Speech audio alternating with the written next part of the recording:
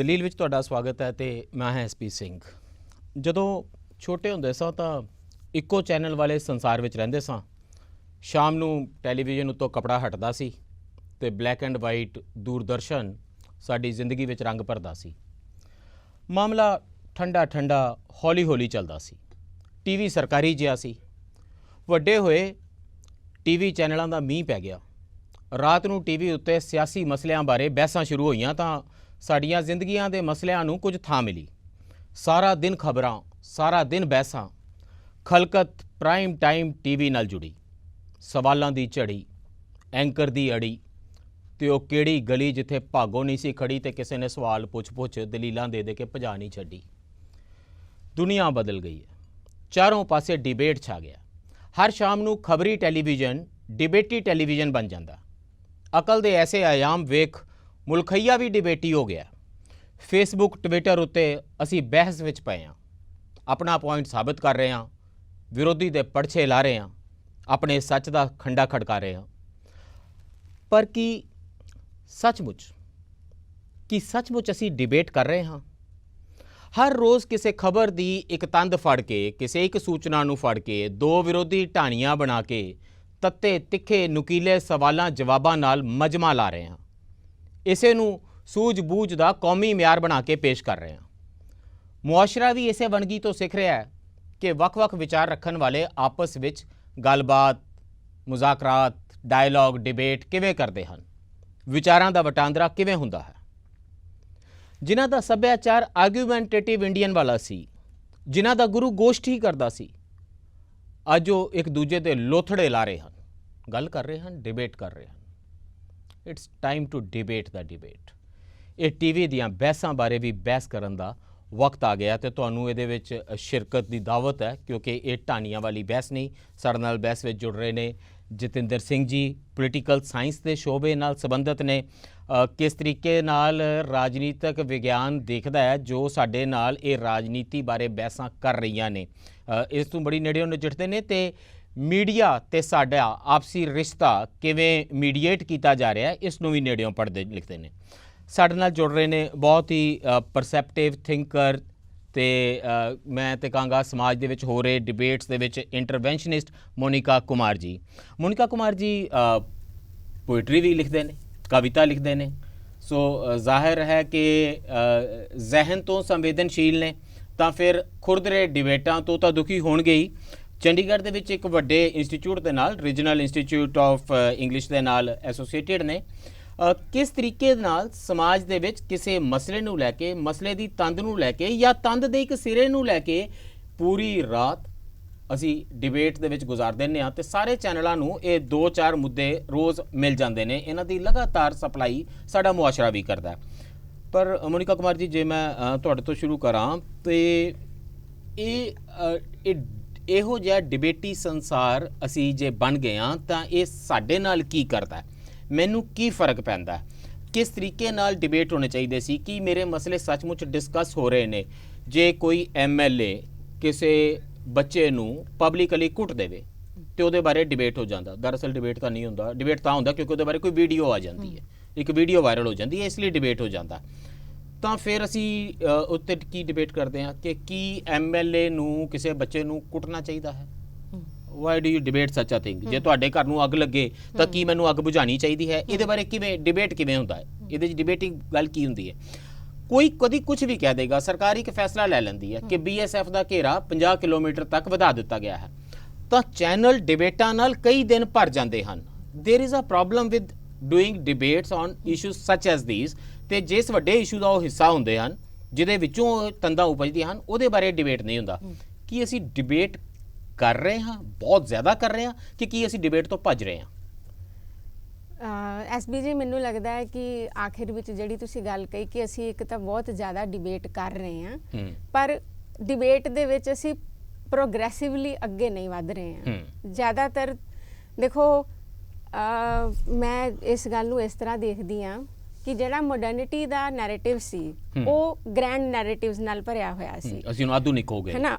ਅਸੀਂ ਕਿ ਸਾਨੂੰ ਬੇਰੁਜ਼ਗਾਰੀ ਦੂਰ ਕਰਨੀ ਆ, ਕਾਂਗਰਸ ਨੇ ਕਿਹਾ ਗਰੀਬੀ ਹਟਾਓ, ਹੈ ਨਾ। ਉਹ ਸਾਰੇ ਉਸ ਦੌਰ ਦੇ ਜਿਹੜੇ ਇੰਡੀਪੈਂਡੈਂਸ ਤੋਂ ਬਿਲਕੁਲ ਬਾਅਦ ਦੇ ਜੇ ਤੁਸੀਂ ਨੈਰੇਟਿਵਸ ਦੇਖੋਗੇ ਜੀ। ਉਹ ਸਾਰੇ ਓਵਰਆਲ ਐਨਲਾਈਟਨਮੈਂਟ ਦਾ ਜੋ ਪ੍ਰੋਜੈਕਟ ਸੀ ਪੂਰਾ ਯੂਰਪ ਦਾ, ਫਿਰ ਅਸੀਂ ਵੀ ਆਪਣੇ ਉਸ ਰੈਨੇਸਾਂ ਦੇ ਵੱਲ ਵੱਧ ਰਹੇ ਸੀ, ਉਹਦੇ ਸਾਰੇ ਸਲੋਗਨ ਇਸ ਤਰ੍ਹਾਂ ਦੇ ਸੀ ਜਿਹੜੇ ਇਨਸਾਨ ਦੇ ਬੇਸਿਕ ਮੁੱਦਿਆਂ ਦੇ ਨਾਲ ਜੁੜੇ ਹੁੰਦੇ ਸੀ, ਜਿਵੇਂ ਗਰੀਬੀ ਹਟਾਓ, ਬੇਰੁਜ਼ਗਾਰੀ ਹਟਾਓ, ਤੇ ਕਿਤੇ ਕਿਤੇ ਅਸੀਂ ਕਹਿੰਦੇ ਸੀ ਵੀ ਸਮਾਜਿਕ ਅਸਮਾਨਤਾ ਵੀ ਹਟਾਓ।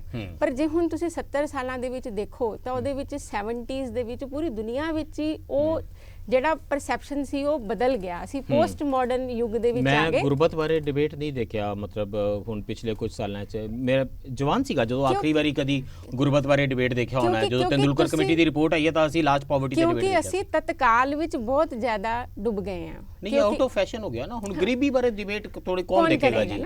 ਔਰ ਦੇਖੋ ਉਹ ਜਿਹੜੀ ਤੁਸੀਂ ਕਿਸੇ ਗਰੀਬ ਬਾਰੇ ਉਹਦੇ ਨਾਲ ਬਹੁਤ ਮਾੜਾ ਹੁੰਦੇ ਵਰਤਾਰੇ ਬਾਰੇ ਕੋਈ ਵੀਡੀਓ ਵਾਇਰਲ ਹੋ ਜਾਏ ਕਿਸੇ ਦਿਨ, ਫਿਰ ਡਿਬੇਟ ਹੋਏਗਾ। ਔਰ ਦੂਸਰੀ ਗੱਲ ਇਹ ਕਿ ਉਸ ਤੋਂ ਬਾਅਦ ਸਾਡੇ ਜਿੱਦਾਂ ਸਮਾਜ ਬਦਲਦਾ ਹੈ ਨਾ, ਓਵਰਆਲ ਪੂਰੀ ਦੁਨੀਆ ਹੀ ਬਦਲੀ। ਫਿਰ ਅਸੀਂ ਕਿਹਾ ਕਿ ਨਹੀਂ, ਇਹਨਾਂ ਗ੍ਰੈਂਡ ਨੈਰੇਟਿਵਸ ਦੇ ਵੱਲ ਤਾਂ ਇਹ ਤਾਂ ਇਨਕ੍ਰੈਡੂਲਸ ਨੇ, ਇਹਨਾਂ ਵੱਲ ਅਸੀਂ ਵਿਸ਼ਵਾਸ ਨਹੀਂ ਬਹੁਤ ਵੱਡੀਆਂ ਗੱਲਾਂ ਨੇ। ਅਸੀਂ ਲਿਟਲ ਨੈਰੇਟਿਵਸ, ਉਹ ਲਿਟਲ ਨੈਰੇਟਿਵਸ ਕੀ ਸੀ ਕਿ ਸਾਰੀਆਂ ਕਮਿਊਨਿਟੀਜ਼ ਦੀ ਆਇਡੈਂਟੀਟੀ ਅਸਰਸ਼ਨ, ਦਲਿਤ ਵੀ ਅਸਰਸ਼ਨ ਕਰਨਗੇ, ਆਦੀਵਾਸੀ ਅਸਰਸ਼ਨ ਕਰਨਗੇ, ਫੈਮਿਨਿਸਟ ਕੁਐਸਚਨ ਨੂੰ ਬਹੁਤ ਰੈਡੀਕਲਾਈਜ਼ ਕੀਤਾ ਜਾਏਗਾ। ਸੋ ਮੈਨੂੰ ਲੱਗਦਾ ਹੈ ਕਿ ਅਸੀਂ ਉਹ ਜਿਹੜੀ ਤਤਕਾਲਿਕਤਾ ਨੂੰ ਜਿਹੜਾ ਮਹੱਤਵ ਦੇਣਾ ਸ਼ੁਰੂ ਕੀਤਾ, ਪਰ ਉਹ ਕੁਐਸਚਨ ਵੀ ਤਾਂ ਜਾਇਜ਼ ਨੇ ਨਾ ਕਿ ਗ੍ਰੈਂਡ ਨੈਰੇਟਿਵਸ ਤਾਂ ਕੇਵਲ ਗੱਲਾਂ ਹੀ ਸਨ ਨਾ, ਉਹ ਫਿਰ 5 ਈਅਰ ਪਲਾਨ ਹੀ ਸੀਗੇ ਨਾ। ਉਹਨਾਂ ਬਾਰੇ ਡਿਬੇਟ ਕਰ ਕਰਕੇ ਦੂਰਦਰਸ਼ਨ ਨੇ ਬਹੁਤ ਡਿਬੇਟ ਕੀਤੇ ਉਹਨਾਂ ਬਾਰੇ, ਤੇ ਕਿਸੇ ਉਹ ਥਾਂ ਨਹੀਂ ਪਏ। ਇਸੇ ਕਰਕੇ ਕਮਿਊਨਿਟੀਜ਼ ਉੱਠੇ, ਇੰਟਰਸਟ ਗਰੁੱਪਸ ਉੱਠੇ, ਲੌਬੀਜ਼ ਉੱਠੀਆਂ, ਉਹਦੇ ਚੋਂ ਰੀਜਨਲ ਪਾਰਟੀਜ਼ ਉੱਠੀਆਂ। ਤਾਂ ਇਹਦਾ ਮਤਲਬ ਹੈ ਉਹ ਤਾਂ ਡਿਬੇਟ ਨੂੰ ਲੋਕਾਂ ਦੇ ਨੇੜੇ ਲੈ ਕੇ ਆਏ। ਪਰ ਅੱਜ ਜਿਹੜੇ ਡਿਬੇਟ ਹੋ ਰਹੇ ਨੇ ਇਹ ਤੁਹਾਡੇ ਲਿਟਲ ਨੈਰੇਟਿਵਸ ਤੋਂ ਤਾਂ ਮਿਨਿਸਕਿਊਲ ਨੈਰੇਟਿਵਸ ਹੋ ਗਏ ਨੇ ਨਾ। ਉਹੀ ਕਹਿ ਰਹੀ ਸੀ ਕਿ ਉਹਦਾ ਤਾਲਮੇਲ ਬਣਾਉਣ ਦੀ ਬਜਾਏ ਕਿ ਸਾਡੇ ਲਿਟਲ ਨੈਰੇਟਿਵਸ ਕਿਤੇ ਨਾ ਕਿਤੇ ਸਾਡੀਆਂ ਸਾਡੇ ਮੂਲ ਚਿੰਤਾਵਾਂ ਨਾਲ ਜੁੜੇ ਰਹਿਣ, ਉੱਥੇ ਕਿਤੇ ਅਸੀਂ ਗਵਾਚ ਗਏ। ਉੱਥੇ ਅਸੀਂ ਡਿਬੇਟ ਦੀ ਉਸ ਪਰੰਪਰਾ ਤੋਂ, ਡਾਇਲੈਕਟਿਕ ਦੀ ਉਸ ਪਰੰਪਰਾ ਤੋਂ ਬਿਲਕੁਲ ਏਲੀਏਨੇਟ ਹੋ ਗਏ। ਉਹੀ ਜਿਵੇਂ ਤੁਸੀਂ ਕਿਹਾ ਨਾ ਵੀ ਕੁਐਸਚਨ ਤੇ ਉਸ ਵੇਲੇ ਇਹ ਹੋਣਾ ਚਾਹੀਦਾ ਹੈ ਕਿ ਕੀ ਐਮਐਲਏ ਕੋਲ ਇਹ ਪਾਵਰ ਹੋਣੀ ਚਾਹੀਦੀ ਹੈ। ਇਹ ਐਮਐਲਏ ਬਣਦੇ ਕਿੱਦਾਂ ਨੇ, ਇਹੋ ਜਿਹੇ ਲੋਕ ਐਮਐਲਏ ਕਿੱਦਾਂ ਬਣਦੇ ਨੇ, ਇਹ ਪੋਲਿਟਿਕਸ ਵਿੱਚ ਕੋਈ ਆਂਦਾ ਕਿਵੇਂ ਹੈ। ਅਸੀਂ ਇੰਨੇ ਸਾਲਾਂ ਦੇ ਵਿੱਚ ਤੈਅ ਕੀਤਾ ਕਿ ਐਮਐਲਏ ਦੀ ਆਪਣੀ ਕੋਈ ਐਲੀਜੀਬਿਲਟੀ ਹੋਣੀ ਚਾਹੀਦੀ। 10,000 ਦੀ ਤਨਖਾਹ ਤੁਸੀਂ ਦੇਣੀ ਹੁੰਦੀ ਹੈ ਤੇ ਤੁਸੀਂ 10 ਕ੍ਰਾਈਟੇਰੀਆ ਲਾਉਂਦੇ ਹੋ ਨਾ, ਆ ਪਾਸ ਕੀਤਾ ਹੋਵੇ, ਉਹ ਪਾਸ ਕੀਤਾ ਹੋਵੇ, ਪ੍ਰੋਫੈਸ਼ਨਲ ਐਲੀਜੀਬਿਲਟੀ ਟੈਸਟ ਪਾਸ ਕੀਤੇ ਹੋਣ। ਪਰ ਜਿਹੜੇ ਲੋਕ ਸਾਡਾ ਸਾਰਾ ਸਰਕਾਰੀ ਧਨ ਖਰਚ ਕਰਨ ਦੀ ਜਿਨ੍ਹਾਂ ਨੂੰ ਅਸੀਂ ਜ਼ਿੰਮੇਵਾਰੀ ਦਿੰਦੇ ਆ, ਉਹਨਾਂ ਦੇ ਬਾਰੇ ਡਿਬੇਟ ਸਿਆਸਤ ਦੇ ਕੰਟੈਂਟ ਬਾਰੇ ਹੀ ਹੋ ਜਾਣਾ ਚਾਹੀਦਾ ਸੀ। ਬਿਲਕੁਲ, ਕਿਉਂਕਿ ਇਹ ਤਾਂ ਐਮਐਲਏ ਨੇ ਵੀਡੀਓ ਵਾਇਰਲ ਹੋ ਗਿਆ, ਇਸ ਕਰਕੇ ਵਿਚਾਰਾ ਐਮਐਲਏ ਫੜਿਆ ਗਿਆ। ਵਰਨਾ ਜੋ ਸਾਡੀਆਂ ਜ਼ਿੰਦਗੀਆਂ ਨਾਲ ਕਰ ਰਹੇ ਨੇ ਉਹ ਤਾਂ ਰੋਜ਼ ਹੀ ਸਾਨੂੰ ਕੁੱਟ ਰਹੇ ਨੇ, ਸਿਰਫ ਸਾਡੀ ਵੀਡੀਓ ਨਹੀਂ ਵਾਇਰਲ ਹੋ ਰਹੀ। 5 ਵਾਰੀ ਤੁਸੀਂ ਤਤਕਾਲ ਵਿੱਚ ਰਹਿ ਵੀ ਗਏ ਕਿ ਇੱਕ ਘਟਨਾ ਹੋਈ, ਮਾਰ ਕੁਟਾਈ ਹੋਈ, ਕੋਈ ਹਿੰਸਾ ਦੀ ਘਟਨਾ ਹੋਈ, ਉਹਨਾਂ 5 ਵਿੱਚੋਂ ਇੱਕ ਡਿਬੇਟ ਤੇ ਇਸ ਬਾਰੇ ਵੀ ਹੋਵੇ ਨਾ ਕਿ ਕੀ ਸਾਨੂੰ ਐਮਐਲਏ ਦੀ ਐਲੀਜੀਬਿਲਟੀ, ਉਹਦੀ ਪਾਤਰਤਾ ਬਾਰੇ ਵੀ ਕਦੀ ਸਵਾਲ ਕਰਨਾ ਚਾਹੀਦਾ। Let me get this point now. ਹੁਣ ਜੇ ਸਰਕਾਰ ਬੀਐਸਐਫ ਦਾ ਘੇਰਾ ਵਧਾ ਦਿੰਦੀ ਹੈ 50 ਕਿਲੋਮੀਟਰ ਤੱਕ, ਆਬਵੀਅਸਲੀ ਇਹ ਡਿਬੇਟੇਬਲ ਚੀਜ਼ ਹੈ, ਇਹਦੇ ਤੇ ਡਿਬੇਟ ਹੋਣਾ ਚਾਹੀਦਾ ਹੈ। ਪਰ ਕਦੀ ਲੱਗਦਾ ਹੈ ਕਿ ਡਿਬੇਟ ਤੋਂ ਭੱਜਣ ਦਾ ਇਹ ਬਹੁਤ ਵਧੀਆ ਤਰੀਕਾ ਹੈ।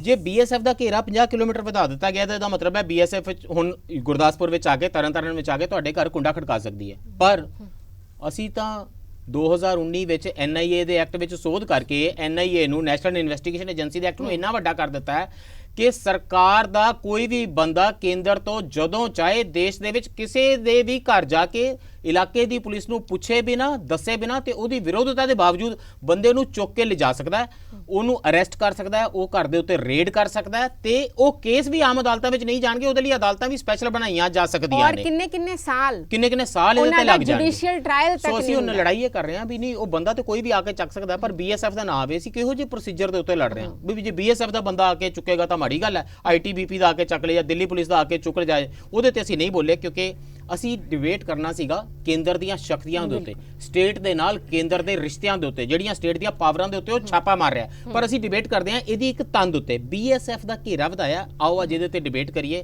ਤੇ 43 ਮਿੰਟ ਅਸੀਂ ਵਿਆਖਿਆਨ ਕਰਾਂਗੇ, 2 ਢਾਣੀਆਂ ਬਣਾ ਲਾਂਗੇ, ਇੱਕ ਭਾਜਪਾ ਵਾਲਾ, ਇੱਕ ਅਕਾਲੀ ਦਲ ਦਾ, ਇੱਕ ਕਾਂਗਰਸ ਦਾ ਇੱਥੇ ਬਿਠਾ ਲਾਂਗੇ ਤੇ ਮਜਮਾ ਖੂਬਸੂਰਤ ਲੱਗ ਜਾਵੇਗਾ। That is what we are doing.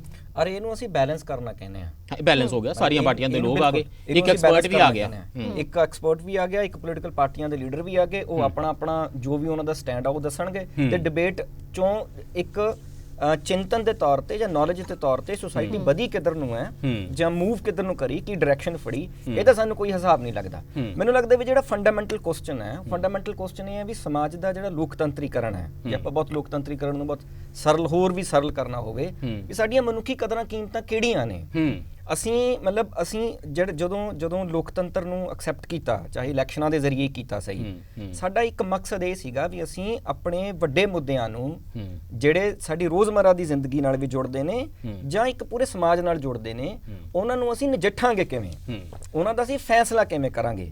ਉਹਦੇ ਚੋਂ ਅਸੀਂ ਇਹ ਇੱਕ ਸਿੱਟੇ ਦੇ ਰੂਪ ਚ ਪਹੁੰਚੇ ਵੀ ਲੋਕਤੰਤਰ ਸਭ ਤੋਂ ਵਧੀਆ ਤਰੀਕਾ ਹੈ ਜਿਹਦੇ ਚ ਚੁਣੀਆਂ ਹੋਈਆਂ ਸਰਕਾਰਾਂ ਜਿਹੜੀਆਂ ਨੇ ਉਹ ਲੋਕਾਂ ਕੋਲੇ ਜਾਣਗੀਆਂ ਜਾਂ ਜਿਹੜੇ ਨੁਮਾਇੰਦੇ ਨੇ ਲੋਕਾਂ ਕੋਲੇ ਜਾਣਗੇ, ਉੱਥੋਂ ਚੁਣ ਕੇ ਆਉਣਗੇ ਤੇ ਪਾਰਲੀਮੈਂਟ 'ਚ ਬੈਠਣਗੇ ਜਾਂ ਅਸੈਂਬਲੀਆਂ 'ਚ ਬੈਠਣਗੇ ਤੇ ਉਹ ਇੱਕ ਡਿਬੇਟ ਕਰਨਗੇ, ਜਿਸ ਡਿਬੇਟ 'ਚੋਂ ਕੋਈ ਲਾਅ ਨਿਕਲੇਗਾ, ਲਾਅ 'ਚੋਂ ਜਿਹੜੇ ਨੇ ਉਹ ਲੋਕਾਂ ਦੇ ਫਾਇਦੇ ਦੀਆਂ ਗੱਲਾਂ ਹੋਣਗੀਆਂ, ਲੋਕ ਭਲਾਈ ਦੀਆਂ ਗੱਲਾਂ, ਫਿਰ ਉਹਨਾਂ ਬਾਰੇ ਅਸੀਂ ਡਿਬੇਟ ਕਰਾਂਗੇ। ਤੇ ਡਿਬੇਟ ਇਨਫਾਰਮਡ ਡਿਬੇਟ ਹੋਏਗੀ। ਇਨਫਾਰਮਡ ਡਿਬੇਟ ਦਾ ਮਤਲਬ ਇਹ ਹੈ ਵੀ ਅਸੀਂ ਇਹਦੇ 'ਚੋਂ ਕੋਈ ਨਵਾਂ ਰਾਹ ਕੱਢਾਂਗੇ। ਸਮਾਜ ਦਾ ਮਤਲਬ ਹੁੰਦਾ ਹੈ ਕਿ 5-7 ਦਲੀਲਾਂ ਇੱਕ ਬੰਦਾ ਦੇਗਾ, 5-7 ਦਲੀਲਾਂ ਇਹੋ ਜਿਹਾ ਬੰਦਾ ਦੇਗਾ। ਐਂਕਰ ਹੋ ਸਕਦਾ ਤੁਹਾਨੂੰ ਕੋਈ ਸਵਾਲ ਪੁੱਛੇ ਤੇ ਪੈਨਲਿਸਟ ਕਵੇ ਕਾਫੀ ਅੱਛਾ ਸਵਾਲ ਹੈ, ਬੜਾ ਸਿਆਣਾ ਸਵਾਲ ਹੈ, ਮੈਂ ਬਹੁਤੀ ਸਟੱਡੀ ਨਹੀਂ ਕੀਤੀ, ਮੈਨੂੰ ਕੁਝ ਦਿਨ ਦਿਓ, ਮੈਂ ਇਹਦਾ ਤਸੱਲੀ ਬਖਸ਼ ਦੇਰ ਨਾਲ ਜਵਾਬ ਦਿਆਂ। ਇਹ ਕਦੀ ਕਿਸੇ ਤੁਸੀਂ ਡਿਬੇਟ 'ਚ ਸੁਣਿਆ ਵੀ ਪੈਨਲਿਸਟ ਕਹੇ ਕਿ ਮੈਂ ਕੁਝ ਦਿਨਾਂ ਬਾਅਦ ਜਵਾਬ ਦਿਆਂਗਾ? ਤੁਸੀਂ ਪੈਨਲਿਸਟ ਨੂੰ ਛੱਡ ਦਿਓ। ਸਾਰੇ ਮਤਲਬ ਪਹਿਲਾਂ ਹੀ ਇਨਫਾਰਮਡ ਲੋਕ ਆਉਂਦੇ ਨੇ ਤੇ ਸਭ ਤੋਂ ਇਨਫਾਰਮਡ ਐਂਕਰ ਹੁੰਦਾ। ਉਹਦੀ ਐਰੋਗੈਂਸ ਤੇ ਉਹਦੀ ਇਗਨੋਰੈਂਸ ਇੱਕ ਦੂਜੇ ਨੂੰ ਐ ਮੈਚ ਕਰਦੀਆਂ ਹੁੰਦੀਆਂ ਨੇ।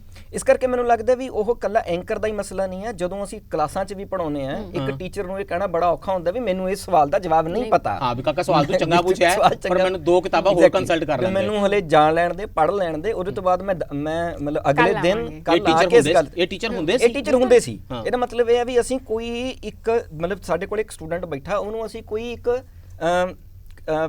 ਮਤਲਬ ਕੋਈ ਅਸੀਂ ਇੱਕ ਵੈਲਿਊ ਦੇ ਰਹੇ ਹਾਂ। ਮੈਨੂੰ ਲੱਗਦਾ ਵੀ ਜਿਹੜੀ ਸਮਾਜ ਦੀ ਉਹ ਵੈਲਿਊ ਸਿਸਟਮ ਹੈ, ਡਿਬੇਟ ਉਹਦਾ ਇੱਕ ਪਾਰਟ ਹੈ।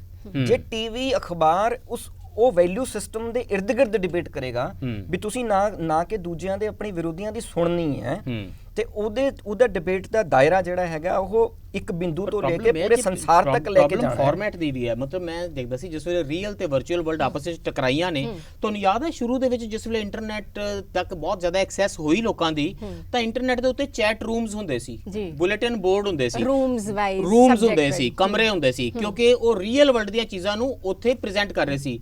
ਤੇ ਹੁਣ ਤਾਂ ਜਿਹੜੇ ਸਾਡੇ ਟੀਵੀ ਡਿਬੇਟ ਨੇ ਉਹ they are like social media threads. ਕਿਸੇ ਨੇ ਇੱਕ ਗੱਲ ਕਹੀ, ਉਹਨੇ ਉਹਦੇ ਅੱਗੋਂ ਗੱਲ ਕੀਤੀ, ਹੁਣ ਇਹਦੇ ਉੱਤੇ ਅੱਗੇ ਡਿਬੇਟ ਹੋਣ ਲੱਗ ਪਿਆ। ਕਿਸੇ ਨੇ ਕਿਸੇ ਨੂੰ ਚੂੰਡੀ ਵੱਢ ਦਿੱਤੀ ਹੈ ਤੇ ਉਹ ਅੱਜ ਚੂੰਡੀ ਦੇ ਉੱਤੇ ਡਿਬੇਟ ਹੋਏਗਾ। ਮਸਲਾ ਤਾਂ ਸਾਡਾ ਇਹੀ ਹੈ ਨਾ ਜੀ ਵੀ ਕਿਉਂਕਿ ਅਸੀਂ ਇੱਕ ਇਨਸੀਡੈਂਟ ਤੇ ਜਾਂ ਜੋ ਵਾਪਰਿਆ ਉਹਦੇ ਤੇ ਡਿਬੇਟ ਕਰਨ ਦੀ ਕੋਸ਼ਿਸ਼ ਕਰਦੇ ਹਾਂ। ਉਹਦੇ 'ਚ ਵੀ ਅਸੀਂ ਇੱਕ ਬੈਲੈਂਸ ਦਾ ਕੋਸ਼ਿਸ਼ ਕਰਦੇ ਹਾਂ, ਜਿਹਦੇ 'ਚ ਤੁਸੀਂ ਕੋਈ ਵੀ ਇਨਸੀਡੈਂਟ ਵਾਪਰੇ ਤੁਹਾਨੂੰ 2 ਵਿਊ ਪੁਆਇੰਟ, ਤੁਹਾਨੂੰ 2 ਤਰ੍ਹਾਂ ਮਿਲ ਜਾਣਗੀਆਂ। ਇਨਸੀਡੈਂਟ ਇਜ਼ ਵੈਰੀ ਇੰਪੋਰਟੈਂਟ ਕਿ ਇਨਸੀਡੈਂਟ ਹੋਵੇ। ਇਨਸੀਡੈਂਟ ਹੋਵੇ, ਜੇ ਇਨਸੀਡੈਂਟ ਨਹੀਂ ਤਾਂ ਡਿਬੇਟ ਨਹੀਂ ਹੈ, ਤਾਂ ਡਿਬੇਟ ਨਹੀਂ ਹੈ। ਹੁਣ ਮਸਲਾ ਤੁਹਾਡਾ ਕਿਸੇ ਲੜਕੀ ਨਾਲ ਕੁਝ ਬਹੁਤ ਬੁਰਾ ਹੋ ਜਾਏ ਤਾਂ ਅਸੀਂ ਡਿਬੇਟ ਕਰਾਂਗੇ ਕਿ ਲੜਕੀਆਂ ਦੀ ਸੁਰੱਖਿਆ ਲਈ ਕੀ ਹੈ। ਤੇ ਕੋਈ ਬੱਸ ਵੱਜੇ ਕਿਸੇ ਟਰੱਕ 'ਚ, ਬੱਚੇ ਕਿਸੇ ਪਰਾਏ ਦੇ ਜਾਣ ਮਾਰੇ, ਉਹਨਾਂ ਦੀ ਹੋਵੇ ਵੀਡੀਓ ਵਾਇਰਲ, ਫਿਰ ਅਸੀਂ ਡਿਸਕਸ ਕਰਾਂਗੇ ਕਿ ਸਕੂਲਾਂ ਦੀਆਂ ਬੱਸਾਂ ਕਿੱਦਾਂ ਨੇ, ਰੋਡ ਸੇਫਟੀ ਕਿੱਦਾਂ ਨੇ, ਐਕਸੀਡੈਂਟ ਕਿਉਂ ਹੁੰਦਾ। ਬੈਠੇ ਬੈਠੇ ਅਸੀਂ ਐਕਸੀਡੈਂਟ ਤੇ ਡਿਬੇਟ ਕਿਉਂ ਕਰੀਏ? ਅਸੀਂ ਤਾਂ ਉਹਦੇ 'ਚ ਫਿਰ ਇਹ ਵੀ ਹੈ ਨਾ ਵੀ ਅਸੀਂ ਆਪਣੇ ਸਟੈਂਡ ਪੁਆਇੰਟ ਤੋਂ ਖੜ ਕੇ ਵੀ ਮਤਲਬ ਜਿਵੇਂ ਕਿਸੇ ਕੁੜੀ ਨਾਲ ਕੋਈ ਹਿੰਸਾ ਹੁੰਦੀ ਹੈ ਤੇ ਸਾਡੇ ਕੋਲੇ ਹੋਏਗਾ ਵੀ ਉਹ 12 ਵਜੇ ਕੀ ਕਰਨ ਤੁਰੀ ਸੀ, ਉਹ 4 ਵਜੇ ਕੀ ਕਰਨ ਤੰਦਾਂ ਦੇ ਉੱਤੇ ਹੋ ਡਿਬੇਟ ਤੁਸੀਂ ਇਹਨਾਂ ਤੰਦਾਂ ਤੇ ਕਰਦੇ ਹੋ। ਬੇਸਿਕਲੀ ਡਿਬੇਟ ਨਾ ਕਰਨ ਦੇ ਤਰੀਕਿਆਂ ਨਾਲ ਅਸੀਂ ਡਿਬੇਟ ਬਣਾ ਰਹੇ ਹਾਂ। ਜਿਵੇਂ ਤੁਸੀਂ BSF ਦੀ ਗੱਲ ਮਜਮੇ ਦੇ ਵਿੱਚ ਲੋਕ ਵੀ ਹਿੱਸੇਦਾਰ ਨੇ। ਬਿਲਕੁਲ, ਕਿਉਂਕਿ 2 ਸਾਈਡਾਂ ਨਾਲ ਡਿਬੇਟ ਬਣਦਾ। ਮੈਨੂੰ ਇਹ ਲੱਗਦਾ ਵੀ ਜਿਹੜਾ ਸਮਾਜ TRP ਦਾ ਗੁਣਾ ਵਿੱਚ ਦੇਖੋ, ਮੈਨੂੰ ਲੱਗਦਾ ਜਿਹੜਾ ਸਮਾਜ ਦਾ ਲੋਕਤੰਤਰੀਕਰਨ ਹੋਣਾ ਸੀ ਉਹਦੀ ਪ੍ਰਕਿਰਿਆ ਹਲੇ ਬਹੁਤ ਪਿੱਛੇ ਹੈ। ਸਰਕਾਰਾਂ ਦੀਆਂ ਜ਼ਿੰਮੇਵਾਰੀਆਂ ਲੱਗੀਆਂ ਸੀ, ਸੰਵਿਧਾਨ ਇਸੇ ਚੱਕਰ 'ਚ ਬਣਾਇਆ ਗਿਆ ਸੀ। ਫੰਡਾਮੈਂਟਲ ਜਿਹੜੇ ਰਾਈਟ ਬਣੇ, ਮੈਨੂੰ ਸਿਰਫ ਇੱਕ ਗੱਲ, ਫੰਡਾਮੈਂਟਲ ਜਿਹੜੇ ਰਾਈਟਸ ਬਣੇ ਉਹਨਾਂ ਦਾ ਮਕਸਦ ਇਹ ਸੀਗਾ ਵੀ ਜਿਹੜੀਆਂ ਧਿਰਾਂ ਸ਼ੋਸ਼ਿਤ ਨੇ, ਜਿਨ੍ਹਾਂ ਦੀ ਹਲੇ ਆਵਾਜ਼ ਸੁਣੀ ਨਹੀਂ ਗਈ, ਉਹਨਾਂ ਨੂੰ ਅਸੀਂ ਕੁਝ ਅਧਿਕਾਰ ਦਿੰਨੇ ਆ। ਤੇ ਇਹ ਜਿਹੜੀਆਂ ਸਰਕਾਰਾਂ ਨੇ ਚੁਣੇ ਹੋਏ, ਤੇ ਜੇ ਉੱਥੇ ਨਹੀਂ ਸੁਣੇ ਜਾਣਗੇ ਤਾਂ ਘੱਟੋ ਘੱਟ ਡਿਬੇਟ ਦੇ ਉੱਤੇ ਉਹਨਾਂ ਦੀ ਆਵਾਜ਼ ਸੁਣੇ ਜਾਣਗੇ। ਅਰ ਜਿਹੜੇ ਇਹ ਅਧਿਕਾਰ ਨੇ ਇਹ ਸਿਰਫ ਉਹਨਾਂ ਦੇ ਲਈ ਨੇ ਜਿਹੜੇ ਸ਼ੋਸ਼ਿਤ ਨੇ, ਜਿਨ੍ਹਾਂ ਦਾ ਸ਼ੋਸ਼ਣ ਹੋ ਰਿਹਾ ਹੈ। ਜਿਹੜੇ ਵੱਡੇ ਨੇ, ਜਿਨ੍ਹਾਂ ਕੋਲੇ ਤਾਕਤ ਹੈ, ਉਹਨਾਂ ਕੋਲੇ ਤਾਂ ਬਹੁਤ ਸਾਰਾ ਕੁਝ ਹੈ। ਮਤਲਬ ਜੇ ਪ੍ਰਧਾਨ ਮੰਤਰੀ ਚਾਹੇ ਵੀ ਮੈਂ ਰਾਤ ਦੇ 12 ਵਜੇ ਜੇ 2 ਵਜੇ ਪ੍ਰੈਸ ਕਾਨਫਰੰਸ ਕਰਨੀ ਹੈ, ਸਾਰਾ ਮੀਡੀਆ ਆ ਕੇ ਉਹਦੇ ਸਾਹਮਣੇ ਖੜਾ ਹੋ ਜਾਏਗਾ, ਨਹੀਂ ਲੰਮਾ ਪੈ ਜਾਏਗਾ, ਠੀਕ। ਹੁਣ ਸਾਡਾ ਜਿਹੜਾ ਇਹ ਮਤਲਬ ਅਸੀਂ ਨਾ, ਅੱਛਾ ਮੈਨੂੰ ਝੁਕਣਾ ਪੈ ਰਿਹਾ ਪ੍ਰੋਡਕਸ਼ਨ ਕੰਟਰੋਲ ਰੂਮ ਦੇ ਸਾਹਮਣੇ ਕਿਉਂਕਿ ਬ੍ਰੇਕ ਲੈਣ ਲਈ ਕਿਹਾ ਜਾ ਰਿਹਾ। ਸਾਰੇ ਡਿਬੇਟਸ ਫਾਰਮੈਟਸ ਦੇ ਮੁਤਾਜ ਹੁੰਦੇ ਨੇ। ਅਸੀਂ ਦਰਅਸਲ ਗੱਲ ਮੰਨ ਲਈਏ ਜਗਦੀਸ਼ ਜੀ ਦੀ, ਬ੍ਰੇਕ 'ਚ ਮੈਂ ਜਾ ਰਿਹਾ, ਪਰ ਇਹਦੇ ਤੇ ਵੀ ਡਿਬੇਟ ਕਰਦੇ ਹਾਂ ਕਿ ਇਹ ਫਾਰਮੈਟ ਦੀ ਮੁਤਾਜੀ ਅਸੀਂ ਡਿਬੇਟਾਂ ਨੇ ਕਿਉਂ ਪਾਲੀ ਹੋਈ ਆ। But after this break.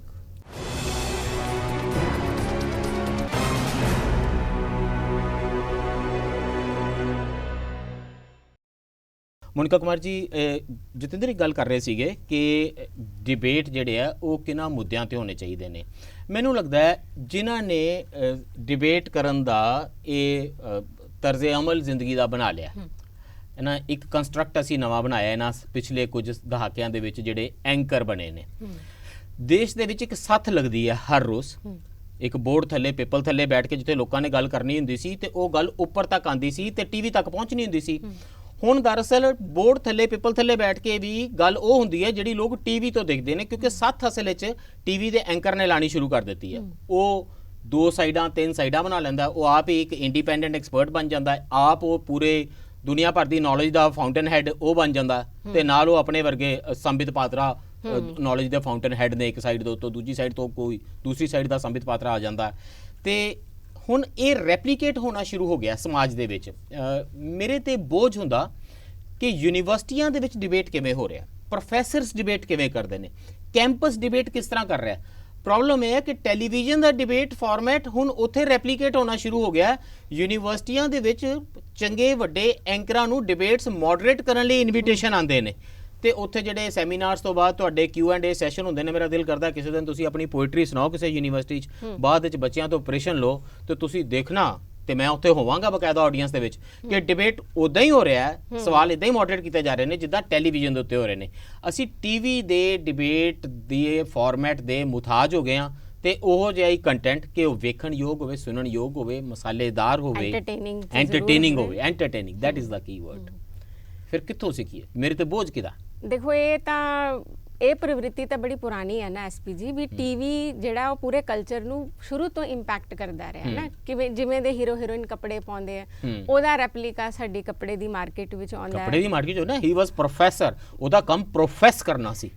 ਜਦੋਂ ਬੋਲੇਗਾ ਬਚਨ ਕਰੇਗਾ, ਪ੍ਰੋਫੈਸ ਕਰੇਗਾ ਉਹ, ਪਰ ਇਹ ਜਿਹੜਾ ਟੀਵੀ ਤੋਂ ਵੇਖ ਕੇ ਥੋੜੀ ਪ੍ਰੋਫੈਸ ਕਰੇਗਾ। ਹੁਣ ਇੰਨੀ ਸਿਮੂਲੇਸ਼ਨ ਹੈ, ਜਿਸ ਤਰ੍ਹਾਂ ਦੀ ਜੇ ਆਪਾਂ ਥਿਓਡੋਰ ਅਡੋਰਨੋ ਦੀ ਕਲਚਰ ਇੰਡਸਟਰੀ ਦੀ ਗੱਲ ਕਰੀਏ, ਜੇ ਅਸੀਂ ਉਸ ਨੂੰ ਦੇਖੀਏ ਤੇ ਉਹ ਜਿਵੇਂ ਟੀਵੀ ਜਿਵੇਂ ਚੀਜ਼ਾਂ ਨੂੰ ਹੋਮੋਜਨਾਈਜ਼ ਕਰਦਾ ਹੈ, ਜਿਵੇਂ ਸਟੈਂਡਰਡਾਈਜ਼ ਕਰਦਾ ਹੈ, ਅਸੀਂ ਈਵਨ ਪ੍ਰੋਫੈਸਰ ਵੀ ਜਿਹੜਾ ਆਪਣੇ ਆਪ ਦੇ ਵਿੱਚ ਇੱਕ ਸੋਸ਼ਲ ਪ੍ਰੋਡਕਟ ਹੀ ਆ, ਜਿਹੜਾ ਬਹੁਤ ਸਾਰੇ ਇਦਾਂ ਦੀ ਤਸ਼ੱਦਦ ਵਿੱਚੋਂ ਲੰਘ ਕੇ ਮਸਾਂ ਹੀ ਕਿਤੇ ਇੰਨੀ ਤਨਖਾਹ ਦਾ ਹੱਕਦਾਰ ਬਣਿਆ। ਤੁਸੀਂ ਦੱਸੋ ਕਿ ਤਸ਼ੱਦਦ ਵਿੱਚੋਂ ਲੰਘ ਕੇ ਤੇ ਆਪਣੀ ਨੌਕਰੀ ਬਚਾ ਰਿਹਾ, ਤੇ ਦੱਸੋ ਉਹਦੇ ਕੋਲ ਕਿੰਨੀ ਕੁ ਇੰਟੈਲੈਕਚੁਅਲ ਫਰੀडम ਉਹ ਐਕਸਰਸਾਈਜ਼ ਕਰੇਗਾ ਕਿ ਉਹ ਉਸ ਹੋਮੋਜਨਾਈਜੇਸ਼ਨ ਨੂੰ ਮਿਮਿਕ ਨਾ ਕਰੇ। ਤੇ ਫਿਰ ਦਿਲ ਵੀ ਕਰਦਾ ਕਿ ਅਸੀਂ ਜੇ ਕਾਲਜ ਵਿੱਚ, ਯੂਨੀਵਰਸਿਟੀ 'ਚ ਕੋਈ ਡਿਬੇਟ ਕਰਾਇਆ ਤੇ ਟੀਵੀ ਤੇ ਇਹਦੀ ਖਬਰ ਵੀ ਆਵੇ, ਇਹਦੀ ਥੋੜੀ ਫੁਟੇਜ ਵੀ ਚੱਲੇ, ਉਹ ਫਿਰ ਉਨੀ ਕੋ ਐਂਟਰਟੇਨਿੰਗ ਵੀ ਹੋਣੀ ਚਾਹੀਦੀ ਹੈ। ਬਿਲਕੁਲ, ਉਹਦੇ ਵਿੱਚ ਉਹ ਸਾਰਾ ਕੁਝ ਹੋਏਗਾ ਹੀ। ਤਾਂ ਟੀਵੀ ਤੇ ਸ਼ੁਰੂ ਤੋਂ ਹੀ ਦੇਖੋ ਡਿਟਰਮਿਨ ਕਰਦਾ ਹੈ ਓਵਰਆਲ ਕਲਚਰ। ਤੁਸੀਂ ਵਰਡ ਯੂਜ਼ ਕੀਤਾ ਸੀ ਕਿ ਪਰਫਾਰਮੈਂਸ ਆਰਟ ਹੋ ਗਿਆ। ਮਤਲਬ ਮੈਂ ਦੁਨੀਆ ਦਾ ਕਿੰਨਾ ਵੀ ਕੋਈ ਗੁੰਝਲਦਾਰ ਕੰਪਲੈਕਸ ਮਸਲਾ ਲੈ ਆਵਾਂ, ਵਰਲਡ ਪੀਸ ਹੀ ਭਾਵੇਂ ਮੈਂ ਲਿਆਣਾ ਹੋਵੇ, ਤੇ ਮੈਨੂੰ ਇਹ ਪਤਾ ਹੈ ਵੀ ਮੈਂ ਜ਼ੋਰ ਪੂਰਾ ਲਾ ਦਿਆਂਗਾ ਦੁਨੀਆ 'ਚ ਅਮਨ ਕਰਾਉਣ ਦਾ, ਪਰ ਮਿੰਟ ਮੇਰੇ ਕੋਲ 43 ਨੇ, ਇਹ 43 ਦੇ ਵਿੱਚ ਮੈਂ ਕਰਾ ਦੇਣਾ ਸਾਰਾ ਕੁਝ, ਸਭ ਕੁਝ ਕਰਾ ਸਮਾਪਤ ਕਰਨਾ। ਜਿਵੇਂ ਯੂਨੀਵਰਸਿਟੀਆਂ ਦੇ ਸੈਮੀਨਾਰ ਜਿਹੜੇ ਨੇ ਉਹ ਕਿੰਨੇ ਵੀ ਗੁੰਝਲਦਾਰ ਮਸਲਿਆਂ ਨਾਲ ਹੋ ਜਾਣ, ਆਖਿਰ 'ਚ ਮੈਂ ਕਹਿੰਦਾ ਜੀ ਲੰਚ ਟਾਈਮ ਤੋਂ ਪਹਿਲਾਂ ਉਹ ਸਾਰੇ ਮਸਲਿਆਂ ਦਾ ਹੱਲ ਲੱਭ ਲੈਂਦੇ ਨੇ। ਸੋ ਇਹ ਜਿਹੜੇ ਫਾਰਮੈਟ ਦੀ ਮੁਤਾਜੀ ਹੈ, ਇਹ ਮਤਲਬ that is all colour content ਨਹੀਂ ਹੈ, ਫਾਰਮੈਟ ਦੀ ਲਿਮਿਟੇਸ਼ਨ ਹੈ। ਲੱਗ ਰਿਹਾ ਵੀ ਤੁਸੀਂ ਨਾ ਮਤਲਬ ਤੁਸੀਂ ਪ੍ਰੋਫੈਸਰਾਂ ਦੇ ਵੀ ਕਿਹਾ, ਮੈਨੂੰ ਲੱਗਦਾ ਜੋ ਅਸੀਂ ਟੀਵੀ ਤੇ, ਮੈਨੂੰ ਲੱਗਦਾ ਜੋ ਅਸੀਂ ਟੀਵੀ ਤੇ ਦੇਖ ਰਹੇ ਹਾਂ, ਸਾਡਾ ਸਮਾਜ ਦਰਅਸਲ ਉਹੀ ਹੈ। ਅਸੀਂ ਇਹ ਸੋਚ ਰਹੇ ਹਾਂ ਕਿ ਟੀਵੀ ਤੇ ਕੋਈ ਝੂਠਾ ਸਮਾਜ ਦਿਸਦਾ ਹੋਏਗਾ, ਸੱਚਾ ਸਮਾਜ ਦੀ ਰਿਪਰੈਜ਼ੈਂਟੇਸ਼ਨ ਨਹੀਂ ਹੋ ਰਹੀ। ਤੁਸੀਂ ਕਹਿ ਰਹੇ ਹੋ ਇਹੀ ਸਮਾਜ ਹੈ, ਇਹੀ ਸਮਾਜ ਹੈ, ਇਹੀ ਹੈ ਸਮਾਜ। ਦਰਅਸਲ ਸਮਾਜ ਦੀਆਂ ਜਿਹੜੀਆਂ ਤੰਦਾਂ ਨੇ ਜਾਂ ਜੋ ਸਾਡੇ ਅੰਦਰ ਹੈ, ਉਹ ਸਾਨੂੰ ਉਦੋਂ ਦਿਖਦਾ ਜਦੋਂ ਅਸੀਂ ਪਾਵਰ ਦੀ ਕਿਸੇ ਪੋਜੀਸ਼ਨ 'ਚ ਆਉਂਦੇ ਹਾਂ। ਮੈਂ ਐਜ਼ ਅ ਪ੍ਰੋਫੈਸਰ ਕਲਾਸ 'ਚ ਇੱਕ ਪਾਵਰ ਦੀ ਪੋਜੀਸ਼ਨ 'ਚ ਹਾਂ। ਮੈਂ ਲੋਕਤੰਤਰਿਕ ਹੋਇਆ ਕਿ ਨਹੀਂ, ਮੈਂ ਦੂਜੇ ਨੂੰ ਰਿਸਪੈਕਟ ਕਰਦਾ ਕਿ ਨਹੀਂ, ਮੇਰਾ ਟੈਸਟ ਉਹ ਹੈ। ਮੈਂ ਵਾਈਸ ਚਾਂਸਲਰ ਦੇ ਅੱਗੇ ਹਾਂ, ਇਹ ਮੇਰਾ ਟੈਸਟ ਨਹੀਂ ਹੈ। ਮੈਂ ਆਪਣੇ ਸਟੂਡੈਂਟ ਦੇ ਅੱਗੇ ਕਿਵੇਂ ਬਿਹੇਵ ਕਰ ਰਿਹਾ ਹਾਂ, ਇਹ ਮੇਰਾ ਟੈਸਟ ਹੈ। ਜਦੋਂ ਅਸੀਂ ਬੈਠੇ ਹਾਂ ਟੀਵੀ ਦੀ ਡਿਬੇਟ ਤੇ, ਮੈਂ ਕਿਸ ਆਡੀਅנס ਨੂੰ ਐਡਰੈਸ ਕਰਨਾ ਹੈ, ਇਹ ਮੇਰਾ ਟੈਸਟ ਹੈ। ਮੈਂ ਕਿਹੜੀ ਗੱਲ ਦਾ ਉਹਨੂੰ ਗਿਆਨ 'ਚ ਵਾਧਾ ਕਰਨਾ ਹੈ, ਉਹਨੂੰ ਕਿਹੜੀ ਗੱਲ ਮੈਂ ਦੱਸਣੀ ਹੈ ਜਾਂ ਕਹਿਣੀ ਹੈ, ਇਹ ਮੇਰਾ ਜਦ ਤੱਕ ਆਪਣਾ ਲੋਕਤੰਤਰੀਕਰਨ ਨਹੀਂ ਹੋਇਆ ਮੈਂ ਉਹਨੂੰ ਉਸੇ ਡਿਬੇਟ 'ਚ ਫਸਾਵਾਂਗਾ, ਉਹਨੂੰ ਉਸੇ ਅੱਗ 'ਚ ਜਿਹੜਾ ਹੈਗਾ ਉਹ ਪਾਵਾਂਗਾ ਨਾ। ਉਹਨੂੰ ਮੈਂ ਜਾਂ ਮੇਰਾ ਧਿਆਨ ਇਹਦੇ 'ਚ ਹੋਏਗਾ ਕਿ ਮੈਂ ਗੱਲ ਕਰਨ ਲੱਗਾ ਸਿਆਣਾ ਲੱਗਾ, ਮੈਂ ਐਂਕਰ ਆ ਤਾਂ ਮੈਂ ਗੱਲ ਤੇ ਇੰਟਰਵੀਨ ਵੀ ਕਰਾਂ, ਦੇਖੋ ਮੈਨੂੰ ਵੀ ਅਕਲ ਹੈ ਇਸ ਬਾਰੇ ਵਿੱਚ ਬੋਲਾਂ। ਔਰ ਉਹ ਇਹ ਵੀ ਮੈਂ ਜੇ 3 ਜਾਣੇ ਬੈਠੇ ਨੇ ਤੇ ਜੇ ਤਿੰਨਾਂ ਨੂੰ 10-10 ਮਿੰਟ ਮਿਲ ਰਹੇ ਨੇ, ਮੇਰੇ ਕਿਤੇ 5 ਮਿੰਟ ਨਾ ਰਹਿ ਜਾਣ, ਇਹ ਮੇਰੀ ਚਿੰਤਾ ਵੀ ਹੈ। ਇਸ ਕਰਕੇ ਮੈਨੂੰ ਲੱਗ ਰਿਹਾ ਡਿਬੇਟ ਨਹੀਂ ਹੋ ਰਿਹਾ, ਪਰਫਾਰਮੈਂਸ ਆਰਟ ਹੈ, ਇਹ ਬਿਲਕੁਲ ਪਰਫਾਰਮੈਂਸ ਥੀਏਟਰ ਹੋ ਰਿਹਾ, ਇੱਕ ਮਜਮਾ ਲੱਗ ਰਿਹਾ। ਇਸ ਕਰਕੇ ਅਸੀਂ ਨਾ ਆਪਣੇ ਬਹੁਤ ਬੈਰੀਕੇਡ ਜਿਹੜੇ ਨੇ ਉਹ ਕਰ ਰੱਖੇ ਨੇ। ਸਾਨੂੰ ਕੁਝ ਬੈਰੀਕੇਡ ਦਿਖਦੇ ਨੇ। ਬੈਰੀਕੇਡ ਨੂੰ ਜੇ ਆਪਾਂ ਸਮਝਣਾ ਹੋਵੇ, ਮੈਨੂੰ ਇਹ ਲੱਗਦਾ ਵੀ ਜਿਹੜਾ ਤੁਹਾਡਾ right to freedom of speech and expression ਹੈ, ਜਿਹੜਾ ਆਪਣੀ ਗੱਲ ਕਹਿਣ ਦੀ ਆਜ਼ਾਦੀ ਹੈ, ਉਹ ਬੈਰੀਕੇਡ ਉਸ ਗੱਲ ਕਹਿਣ ਦੀ ਆਜ਼ਾਦੀ ਨੂੰ ਰੋਕਦਾ ਹੈ। ਮਸਲਾ ਸਾਡਾ ਇਹ ਹੈ ਵੀ ਜੇ ਪਿਛਲੇ ਸਮਿਆਂ ਦੀ ਵਾਇਲੈਂਸ ਵੀ ਦੇਖਣੀ ਹੋਵੇ, ਚਾਹੇ ਉਹ ਕਰਨਾਲ ਦਾ ਇਨਸੀਡੈਂਟ ਲਾ ਲਓ, ਚਾਹੇ ਉਹ ਲਖੀਮਪੁਰ ਖੀਰੀ ਦਾ ਇਨਸੀਡੈਂਟ ਲਾ ਲਓ, ਇਹ ਬੈਰੀਕੇਡ ਸ਼ੋਅ ਕਿਆ ਕਰਦੇ ਨੇ? ਇਹ ਬੈਰੀਕੇਡ ਇਹ ਸ਼ੋਅ ਕਰਦੇ ਨੇ ਵੀ ਪਾਵਰ ਨੂੰ ਤੁਸੀਂ ਸਵਾਲ ਨਹੀਂ ਕਰ ਸਕਦੇ। ਹਾਲਾਂਕਿ ਇਹ ਉਸੇ ਸੰਵਿਧਾਨ ਦੇ ਜ਼ਰੀਏ ਚੁਣ ਕੇ ਆਏ ਹੋਏ ਨੇ ਜਿਸ ਸੰਵਿਧਾਨ ਦਾ ਇਹ ਦਾਵਾ ਸੀ ਵੀ ਜਿਹੜਾ ਸਭ ਤੋਂ ਉੱਚੀ ਸੀਟ ਤੇ ਬੈਠਾ ਏ ਉਹਨੇ ਸਭ ਤੋਂ ਵੱਧ ਲੋਕਾਂ ਦੀ ਸੁਣਨੀ ਹੈ। ਤੁਸੀਂ ਹਰਿਆਣੇ ਦੇ ਚੀਫ ਮਿਨਿਸਟਰ ਨੇ ਆਉਣਾ ਹੈ ਤੇ ਐਸਡੀਐਮ ਨੇ ਨਹੀਂ ਲੰਘਣ ਦੇਣਾ। ਤੁਸੀਂ ਉੱਥੇ ਇੱਕ ਕੇਂਦਰੀ ਮੰਤਰੀ ਨੇ ਆਉਣਾ ਹੈ ਲਖੀਮਪੁਰ ਖੀਰੀ 'ਚ ਤੇ ਡਿਪਟੀ ਸੀਐਮ ਨੇ ਆਉਣਾ ਹੈ। ਤੁਸੀਂ ਕਿਸੇ ਨੂੰ ਕਾਲੀਆਂ ਝੰਡੀਆਂ ਨਹੀਂ ਦਿਖਾਉਣ ਦੇਣੀਆਂ। ਤੁਸੀਂ ਕਿਸੇ ਆਮ ਵਰਕਰ ਨਾਲ ਜੋ ਕਰਨਾ ਹੋਵੇ ਤੁਸੀਂ ਕਰ ਸਕਦੇ ਹੋ। ਮੈਨੂੰ ਇਹ ਲੱਗਦਾ ਹੈ ਵੀ ਜਦ ਤੱਕ ਅਸੀਂ ਉਸ ਪਾਵਰ ਨੂੰ ਕੁਐਸਚਨ ਨਹੀਂ ਕਰਦੇ, ਜਦ ਤੱਕ ਉਹ ਪਾਵਰ ਇਹ ਗੱਲ ਸਮਝਦੀ ਨਹੀਂ ਹੈਗੀ ਵੀ ਲੋਕਤੰਤਰ ਦਾ ਸਿੱਧਾ ਤੇ ਸਪਸ਼ਟ ਮਤਲਬ ਇਹ ਹੁੰਦਾ ਹੈ। Hair is my problem. ਪਹਿਲੀ ਗੱਲ, ਪਾਵਰ ਨੂੰ ਕੁਐਸਚਨ ਕੀਤਾ ਗਿਆ ਜਿਸ ਵੇਲੇ ਕਰਨਾਲ ਦੇ ਵਿੱਚ ਐਸਡੀਐਮ ਨੇ ਕਿਹਾ ਕਿ ਇਹਨਾਂ ਦੇ ਸਿਰ ਫਾੜ ਦਿਓ। ਅਸੀਂ ਡਿਬੇਟ ਕੀਤੇ, ਭਾਵੇਂ ਡਿਬੇਟ ਅਸੀਂ ਤਾਂ ਕੀਤੇ ਕਿਉਂਕਿ ਵੀਡੀਓ ਵਾਇਰਲ ਹੋ ਗਈਆਂ ਸੀ, ਠੀਕ ਹੈ।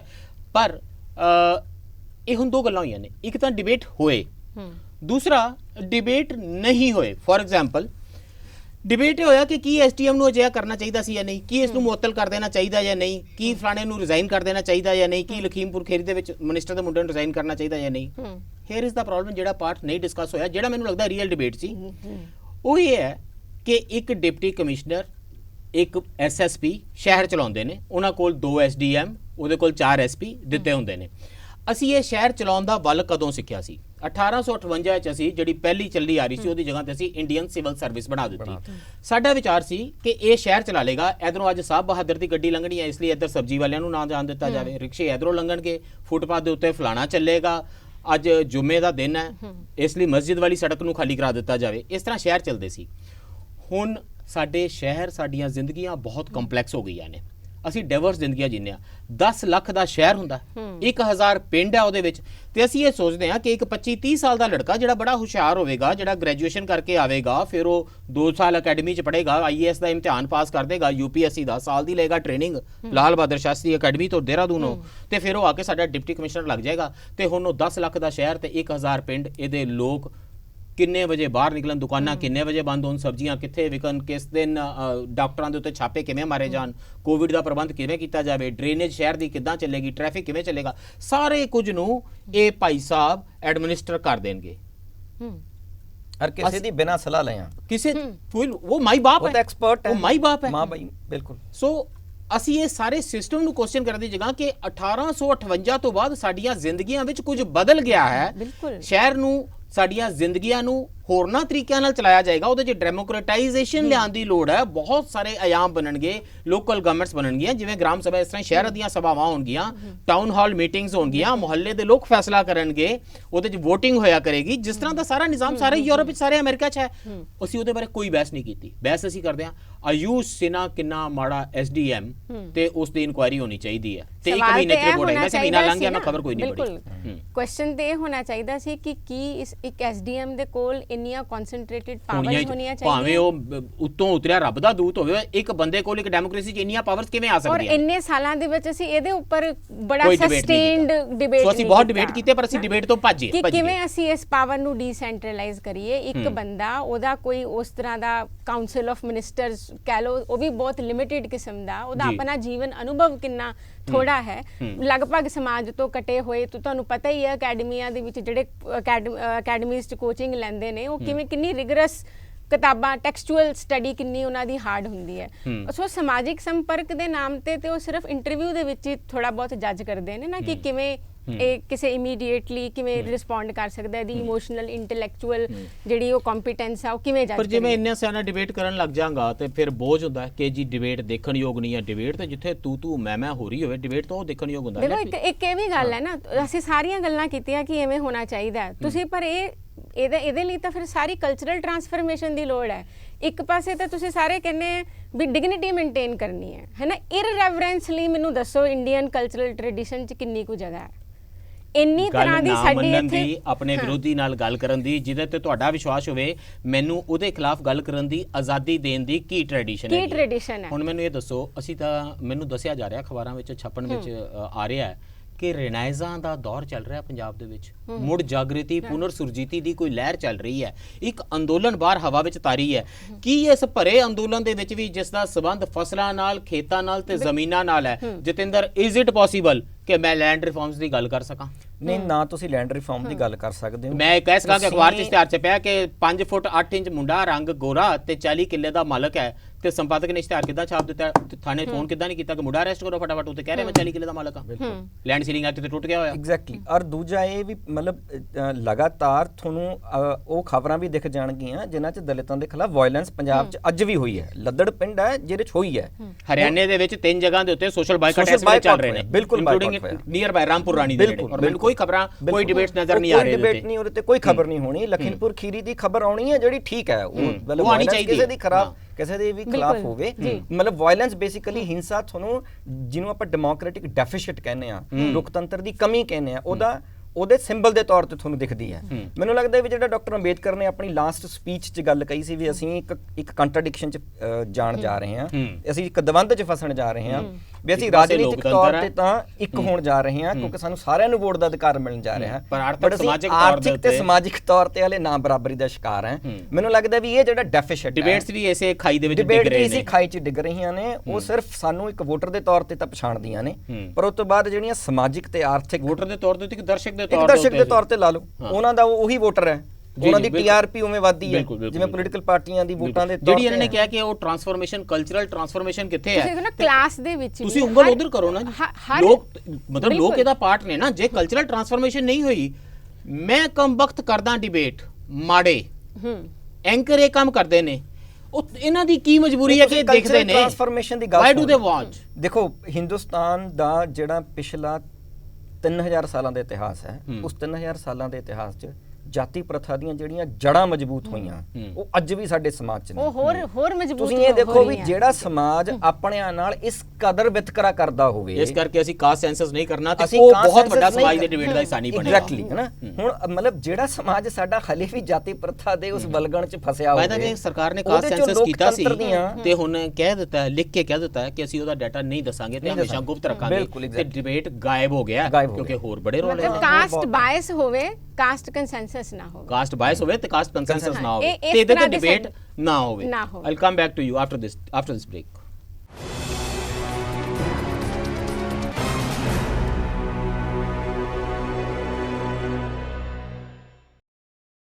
ਮੋਨਿਕਾ ਕੁਮਾਰ ਜੀ, ਇੱਕ ਨਾ ਜਿਹੜਾ ਤੁਸੀਂ ਕਿਹਾ ਕਲਚਰਲ ਟ੍ਰਾਂਸਫਾਰਮੇਸ਼ਨ ਹੁੰਦੀ ਹੈ, ਤੇ ਮੈਂ ਸੋਚ ਰਿਹਾ ਸੀ ਕਿ ਮੇਰੇ ਦਿਮਾਗ ਦੇ ਵਿੱਚ ਇਸ ਵੇਲੇ ਮੈਂ ਸ਼ਬਦ ਸੁਣਦਾ ਟੀਵੀ ਡਿਬੇਟ ਤਾਂ ਇਮੇਜ ਕੀ ਆਂਦਾ? ਉਹ ਜਿਹੜਾ ਰਿੰਗ ਹੁੰਦਾ ਚਾਰੇ ਪਾਸੇ ਰੱਸੇ ਲਾ ਕੇ ਜਿਹਦੇ ਚ ਮੁੱਕੇਬਾਜ਼ ਮੁੱਕੇ ਮਾਰਦੇ ਨੇ, ਕਦੀ ਕਦੀ ਲੱਗਦਾ ਹੈ ਕਿ ਜੇ ਰਿੰਗ ਦੇ ਵਿੱਚ ਇੱਕ ਗੁੰਡਾ ਤੇ ਇੱਕ ਵਕੀਲ ਇਕੱਠੇ ਅੰਦਰ ਚਲੇ ਜਾਣ ਤੇ ਗੁੰਡਾ ਵਕੀਲ ਨੂੰ ਕੁੱਟ ਦੇਗਾ, ਤੇ ਜੇ ਅਦਾਲਤ ਦੇ ਵਿੱਚ ਗੁੰਡਾ ਤੇ ਵਕੀਲ ਇਕੱਠੇ ਚਲੇ ਜਾਣ, ਕਿਉਂਕਿ ਹੁਣ ਮਾਮਲਾ ਜਿਰਾ ਦਾ, ਦਲੀਲ ਦਾ, ਰਿੰਗ ਬਦਲ ਗਿਆ, ਮੁੱਕੇਬਾਜ਼ੀ ਦੇ ਕਾਨੂੰਨ ਬਦਲ ਗਏ ਨੇ, ਹੁਣ ਵਕੀਲ ਗੁੰਡੇ ਨੂੰ ਕੁੱਟ ਦੇਗਾ। ਪਰ ਜਿਹੜਾ ਟੈਲੀਵਿਜ਼ਨ ਦਾ ਡਿਬੇਟ ਹੈ, ਇਹ ਕੀ ਹੋਣਾ ਚਾਹੀਦਾ ਸੀ? ਬਾਕਸਿੰਗ ਦਾ ਰਿੰਗ ਕਿ ਅਦਾਲਤ ਦਾ? ਇਹ ਟੀਵੀ ਦਾ ਡਿਬੇਟ ਅਦਾਲਤ ਦੇ ਉਸ ਜਿਰਾ ਵਾਲੇ ਆਰਗੂਮੈਂਟੇਟਿਵ ਪਲੇਟਫਾਰਮ ਦੀ ਜਗ੍ਹਾ ਤੇ ਬਾਕਸਿੰਗ ਵਾਲਾ ਰਿੰਗ ਹੋ ਗਿਆ। ਮਤਲਬ ਇੱਕ ਦੂਜੇ ਨੂੰ ਝਈਆਂ ਲੈ ਕੇ ਪੈਣਾ, ਤੂੰ ਕਰ ਕਰਕੇ ਗੱਲ ਕਰਨੀ, ਤੇ ਉਹਦੇ ਲਈ ਇਸ ਤਰ੍ਹਾਂ ਦੀਆਂ ਵੰਨਗੀਆਂ ਵੀ ਆ ਗਈਆਂ ਨੇ। ਪੋਲੀਟੀਕਲ ਪਾਰਟੀਆਂ ਨੇ ਪੋਲੀਟੀਕਲ ਸਪੋਕਸਪਰਸਨ ਉਸ ਤਰ੍ਹਾਂ ਦੇ ਬਣਾਏ ਨੇ, ਔਰ ਉਸ ਨੂੰ ਕਿਹਾ ਜਾਂਦਾ ਦੇਖੋ ਕਿੰਨਾ ਰੀਅਲ, ਕਿੰਨੀ ਵੋਲੇਟਾਈਲ ਹੋ ਰਹੀ ਨੇ, ਕਿੰਨੀ ਵੋਲੇਟਾਈਲ ਐਨੀਮੇਟਿਡ ਡਿਬੇਟ ਹੈ। ਅੱਜ ਤੇ ਉਹਨੂੰ ਪੈ ਗਿਆ ਜੀ, ਅੱਜ ਉਹਨੇ ਤਾਂ ਜੀ ਉਹਦੇ ਕੱਪੜੇ ਹੀ ਲਾ ਦਿੱਤੇ ਫਲਾਣੇ ਨੇ। ਤੇ ਇਹਦੇ ਚ ਐਂਕਰ, ਚੈਨਲ, ਪੈਨਲਿਸਟ, ਪਾਰਟੀ ਸਪੋਕਸਪਰਸਨਸ ਤੇ ਸੁੱਖ ਨਾਲ ਵਿੱਚ ਪਾ ਲਓ ਤੁਸੀਂ ਆਪਣੇ ਐਕੈਡੈਮਿਕਸ, ਤੇ ਫਿਰ ਜਿਹੜਾ ਬਾਕੀ ਦਾ ਸਮਾਜ ਹੈ ਉਹ ਸੋਸ਼ਲ ਮੀਡੀਆ ਦੇ ਉੱਤੇ, YouTube ਦੇ ਉੱਤੇ, ਟਵਿੱਟਰ ਦੇ ਉੱਤੇ ਜੋ ਟੀਵੀ ਡਿਬੇਟਾਂ ਤੇ ਇੱਕ ਦੂਜੇ ਨਾਲ ਲੋਕ ਕਰਦੇ ਨੇ, ਉਹ ਉਸ ਤੋਂ ਕਿਤੇ ਵੱਧ ਕਰ ਸਕਦਾ। ਉੱਥੇ ਖੂਨ ਖਰਾਬਾ ਹੋਰ ਵੀ ਵਧੇਰੇ ਹੈ, ਕਿਉਂਕਿ ਉੱਥੇ ਤੁਹਾਨੂੰ ਨੋਟਿਸ ਹੋਣ ਲਈ ਹੋਰ ਜ਼ਿਆਦਾ ਕੁਝ ਕਹਿਣਾ ਪੈਂਦਾ। ਮਤਲਬ ਹੁਣ ਇਹ ਆ ਵੀ ਉਹਨੂੰ ਐਸਪੀ ਸਿੰਘ ਕਹੀਏ, ਸੱਸਾ ਪਾਪਾ ਸਿੰਘ ਕਹੀਏ ਕਿ ਤੇਰਾ ਨਾਂ ਸੱਪ ਸਿੰਘ ਰੱਖੀਏ, ਉਹ ਕੋਈ ਗੱਲ ਤੇ ਕਰੇ ਇਹਦੇ ਬਾਰੇ ਵੀ ਕਿਹੜਾ ਘਟੀਆ ਐਂਕਰ ਹੈ। ਯੂ ਹੈਵ ਟੂ ਬੀ ਅਬਿਊਜ਼ਿਵ, ਹੋਰ ਕੋਈ ਤਰੀਕਾ ਨਹੀਂ ਰਹੇਗਾ ਤੁਹਾਡੇ ਕੋਲ ਦਲੀਲ ਨਹੀਂ ਹੈ। ਜਿਵੇਂ ਅਸੀਂ ਕਹਿੰਦੇ ਇਰਰੈਵਰੈਂਸ ਦੀ ਸਾਡੀ ਕਲਚਰਲ ਪ੍ਰੈਕਟਿਸ ਦੇ ਤੌਰ ਤੇ ਸਾਨੂੰ ਇਸਟੈਬਲਿਸ਼ ਕਰਨ ਦੀ ਜ਼ਰੂਰਤ ਹੈ। ਟੀਚਰ ਕਿਉਂ ਨਹੀਂ ਕਲਾਸ ਵਿੱਚ ਕਹਿ ਪਾਉਂਦਾ ਕਿ ਵੀ ਮੈਨੂੰ ਨਹੀਂ ਆਉਂਦਾ, ਮੈਂ ਤੈਨੂੰ ਕੱਲ ਭਲਕੇ ਚੰਗੀ ਤਰ੍ਹਾਂ ਇਨਕੁਆਇਰ ਕਰਕੇ ਦੱਸੂਗਾ, ਕਿਉਂਕਿ ਟੀਚਰ ਤੋਂ ਵੀ ਸਾਡਾ ਇੱਕ ਸਟੀਰੀਓਟਿਪੀਕਲ ਐਕਸਪੈਕਟੇਸ਼ਨ ਹੈ ਵੀ ਇਹਨੂੰ ਆਪ ਹੀ ਨਹੀਂ ਆਉਂਦਾ। ਤੁਸੀਂ ਪੂਰੀ ਟ੍ਰੇਨਿੰਗ ਦੇਖੋ, ਕੰਡੀਸ਼ਨਿੰਗ, ਗਰੂਮਿੰਗ ਜਿਹੜੀ ਹੈ ਨਾ ਇੱਕ ਹਿਊਮਨ ਡਿਵੈਲਪਮੈਂਟ ਦੀ ਗੱਲ ਕਿਉਂ ਸੁਣਾਂਗੇ ਨਾ, ਜਦੋਂ ਸਟੇਜ ਲੱਗੀ ਹੋਈ ਹੈ ਉਹ ਮਤਲਬ ਜਿਹੜੀ ਬਹੁਤ ਚੰਗੀ ਸਟੇਜ ਹੈ, ਲੈਟ ਮੀ ਸੇ ਕਿ ਹੁਣ ਇੱਕ ਤਾਂ ਕੰਜ਼ਰਵੇਟਿਵ ਧਿਰ ਦਾ ਜਾਂ ਰਾਈਟ ਵਿੰਗ ਦਾ ਕੋਈ ਅਰਨਬ ਗੋਸਵਾਮੀ ਹੁੰਦਾ, ਤੇ ਇੱਕ ਲੈਫਟ ਧਿਰ ਦਾ ਜਾਂ ਲਿਬਰਲ ਧਿਰ ਦਾ ਵੀ ਤੇ ਅਰਨਬ ਗੋਸਵਾਮੀ ਆ ਗਏ ਨੇ ਨਾ। ਬਿਲਕੁਲ ਜਿਹੜਾ ਦੂਸਰੇ ਦੀ ਜਗ੍ਹਾ ਨਹੀਂ ਦੇਗਾ। ਜਿਹੜਾ ਲਿਬਰਲ ਹੈ ਉਹ ਆਪਣੇ ਲਿਬਰਲਿਜ਼ਮ ਦੇ ਵਿੱਚ ਵੀ ਕਟੜ ਹੋ ਚੁੱਕਾ ਹੋਇਆ, ਉਹਦੇ ਵਿੱਚ ਵੀ ਹੁਣ ਲਿਬਰਲ ਨਹੀਂ ਹੈਗਾ। ਮੈਂ ਹੁਣ ਦੂਸਰੇ ਨੂੰ ਸਪੇਸ ਨਹੀਂ ਦਿਆਂਗਾ, ਹੁਣ ਮੈਂ ਉਹਦੀ ਗੱਲ ਨਹੀਂ ਸੁਣਾਂਗਾ। ਕਿਸਾਨ ਮੋਰਚਾ ਲੱਗਾ ਹੋਇਆ, ਖਬਰਦਾਰ ਜੇ ਕਿਸੇ ਨੇ ਕਿਸਾਨ ਮੋਰਚੇ ਦੇ ਬਾਰੇ ਗੱਲ ਕੀਤੀ ਤੁਸੀਂ ਉਸ ਨੂੰ ਕੋਈ ਕੁਐਸਚਨ ਨਹੀਂ ਕਰ ਸਕਦੇ। ਪੋਲੀਟੀਕਲ ਪਾਰਟੀਆਂ ਦੀ ਸਟੇਜ ਨਹੀਂ ਲੱਗਣ ਦਿੱਤੀ ਜਾਏਗੀ, ਕੋਈ ਹੋਰ ਆਪਣੀ ਪਾਰਟੀ ਦੇ ਬੰਦਿਆਂ ਨੂੰ ਉਹਨਾਂ ਦੀ ਮੀਟਿੰਗ ਵੀ ਨਹੀਂ ਕਰ ਸਕਦਾ। ਜਿੱਥੇ ਸਭ ਤੋਂ ਜ਼ਿਆਦਾ ਸੋਚ ਵਿਚਾਰ ਚਿੰਤਨ ਹੋ ਰਿਹਾ ਤੇ ਜਿੱਥੋਂ ਉਮੀਦ ਆਂਦੀ ਹੈ, ਉੱਥੇ ਇਹ ਗੱਲ ਹੁੰਦੀ ਹੈ ਕਿ ਬਾਕੀ ਸੋਚ ਵਿਚਾਰ ਚਿੰਤਨ ਨਾ ਕਰਨ ਤੇ ਕਮਰੇ ਦੇ ਅੰਦਰ ਕਰਨ, ਫੇਸਬੁੱਕ ਤੇ ਕਰ ਲਿਆ ਕਰਨ, ਸਟੇਜ ਲਾ ਕੇ ਨਾ ਕਰਨ। ਕਿਉਂਕਿ ਫਿਰ ਸਾਰੀ ਗੱਲ ਪਰਫਾਰਮੈਂਸ ਦੀ ਹੈ ਨਾ, ਕਿਉਂਕਿ ਅਸੀਂ ਕਿਤੇ ਨਾ ਕਿਤੇ ਬੋਲਣ ਨੂੰ, ਚਿੰਤਨ ਕਰਨ ਨੂੰ, ਐਕਸਪ੍ਰੈਸ਼ਨ ਨੂੰ ਬਹੁਤ ਵੱਡੀ ਪਰਫਾਰਮੈਂਸ ਸਮਝ ਬੈਠੇ ਆ। ਤੇ ਕਨਕਲੂਸਿਵ ਡਿਬੇਟਸ ਵੱਲ ਵੀ ਸਾਡਾ ਬਹੁਤ ਵੱਡਾ ਇੱਕ ਧਿਆਨ ਹੈ। ਮੈਨੂੰ ਲੱਗਦਾ ਪੂਰਾ ਹੀ ਜੇ ਤੁਸੀਂ ਪੂਰਾ ਸਾਡਾ ਆਪਣਾ ਕਲਚਰਲ ਨੈਰੇਟਿਵ ਦੇਖੋ ਨਾ, ਸਾਨੂੰ ਕਲੋਜ਼ਰ ਤੋਂ ਬਗੈਰ, ਸਾਰੇ ਸਮਾਧਾਨ ਲੱਭਣ ਤੋਂ ਬਗੈਰ ਸਾਨੂੰ ਉਸ ਡਿਬੇਟ ਵਿੱਚ ਮਜ਼ਾ ਨਹੀਂ ਆਉਂਦਾ। ਹੱਲ ਹੋਣਾ ਚਾਹੀਦਾ। ਮੈਨੂੰ ਕਈ ਵਾਰੀ ਲੋਕ ਕਹਿੰਦੇ ਨੇ ਜੀ ਤੁਹਾਡੇ ਬਹਿਸ ਤਾਂ ਬੜੀ ਹੋਈ ਜੀ, ਹੱਲ ਨਹੀਂ ਨਜ਼ਰ ਆਇਆ ਕੋਈ।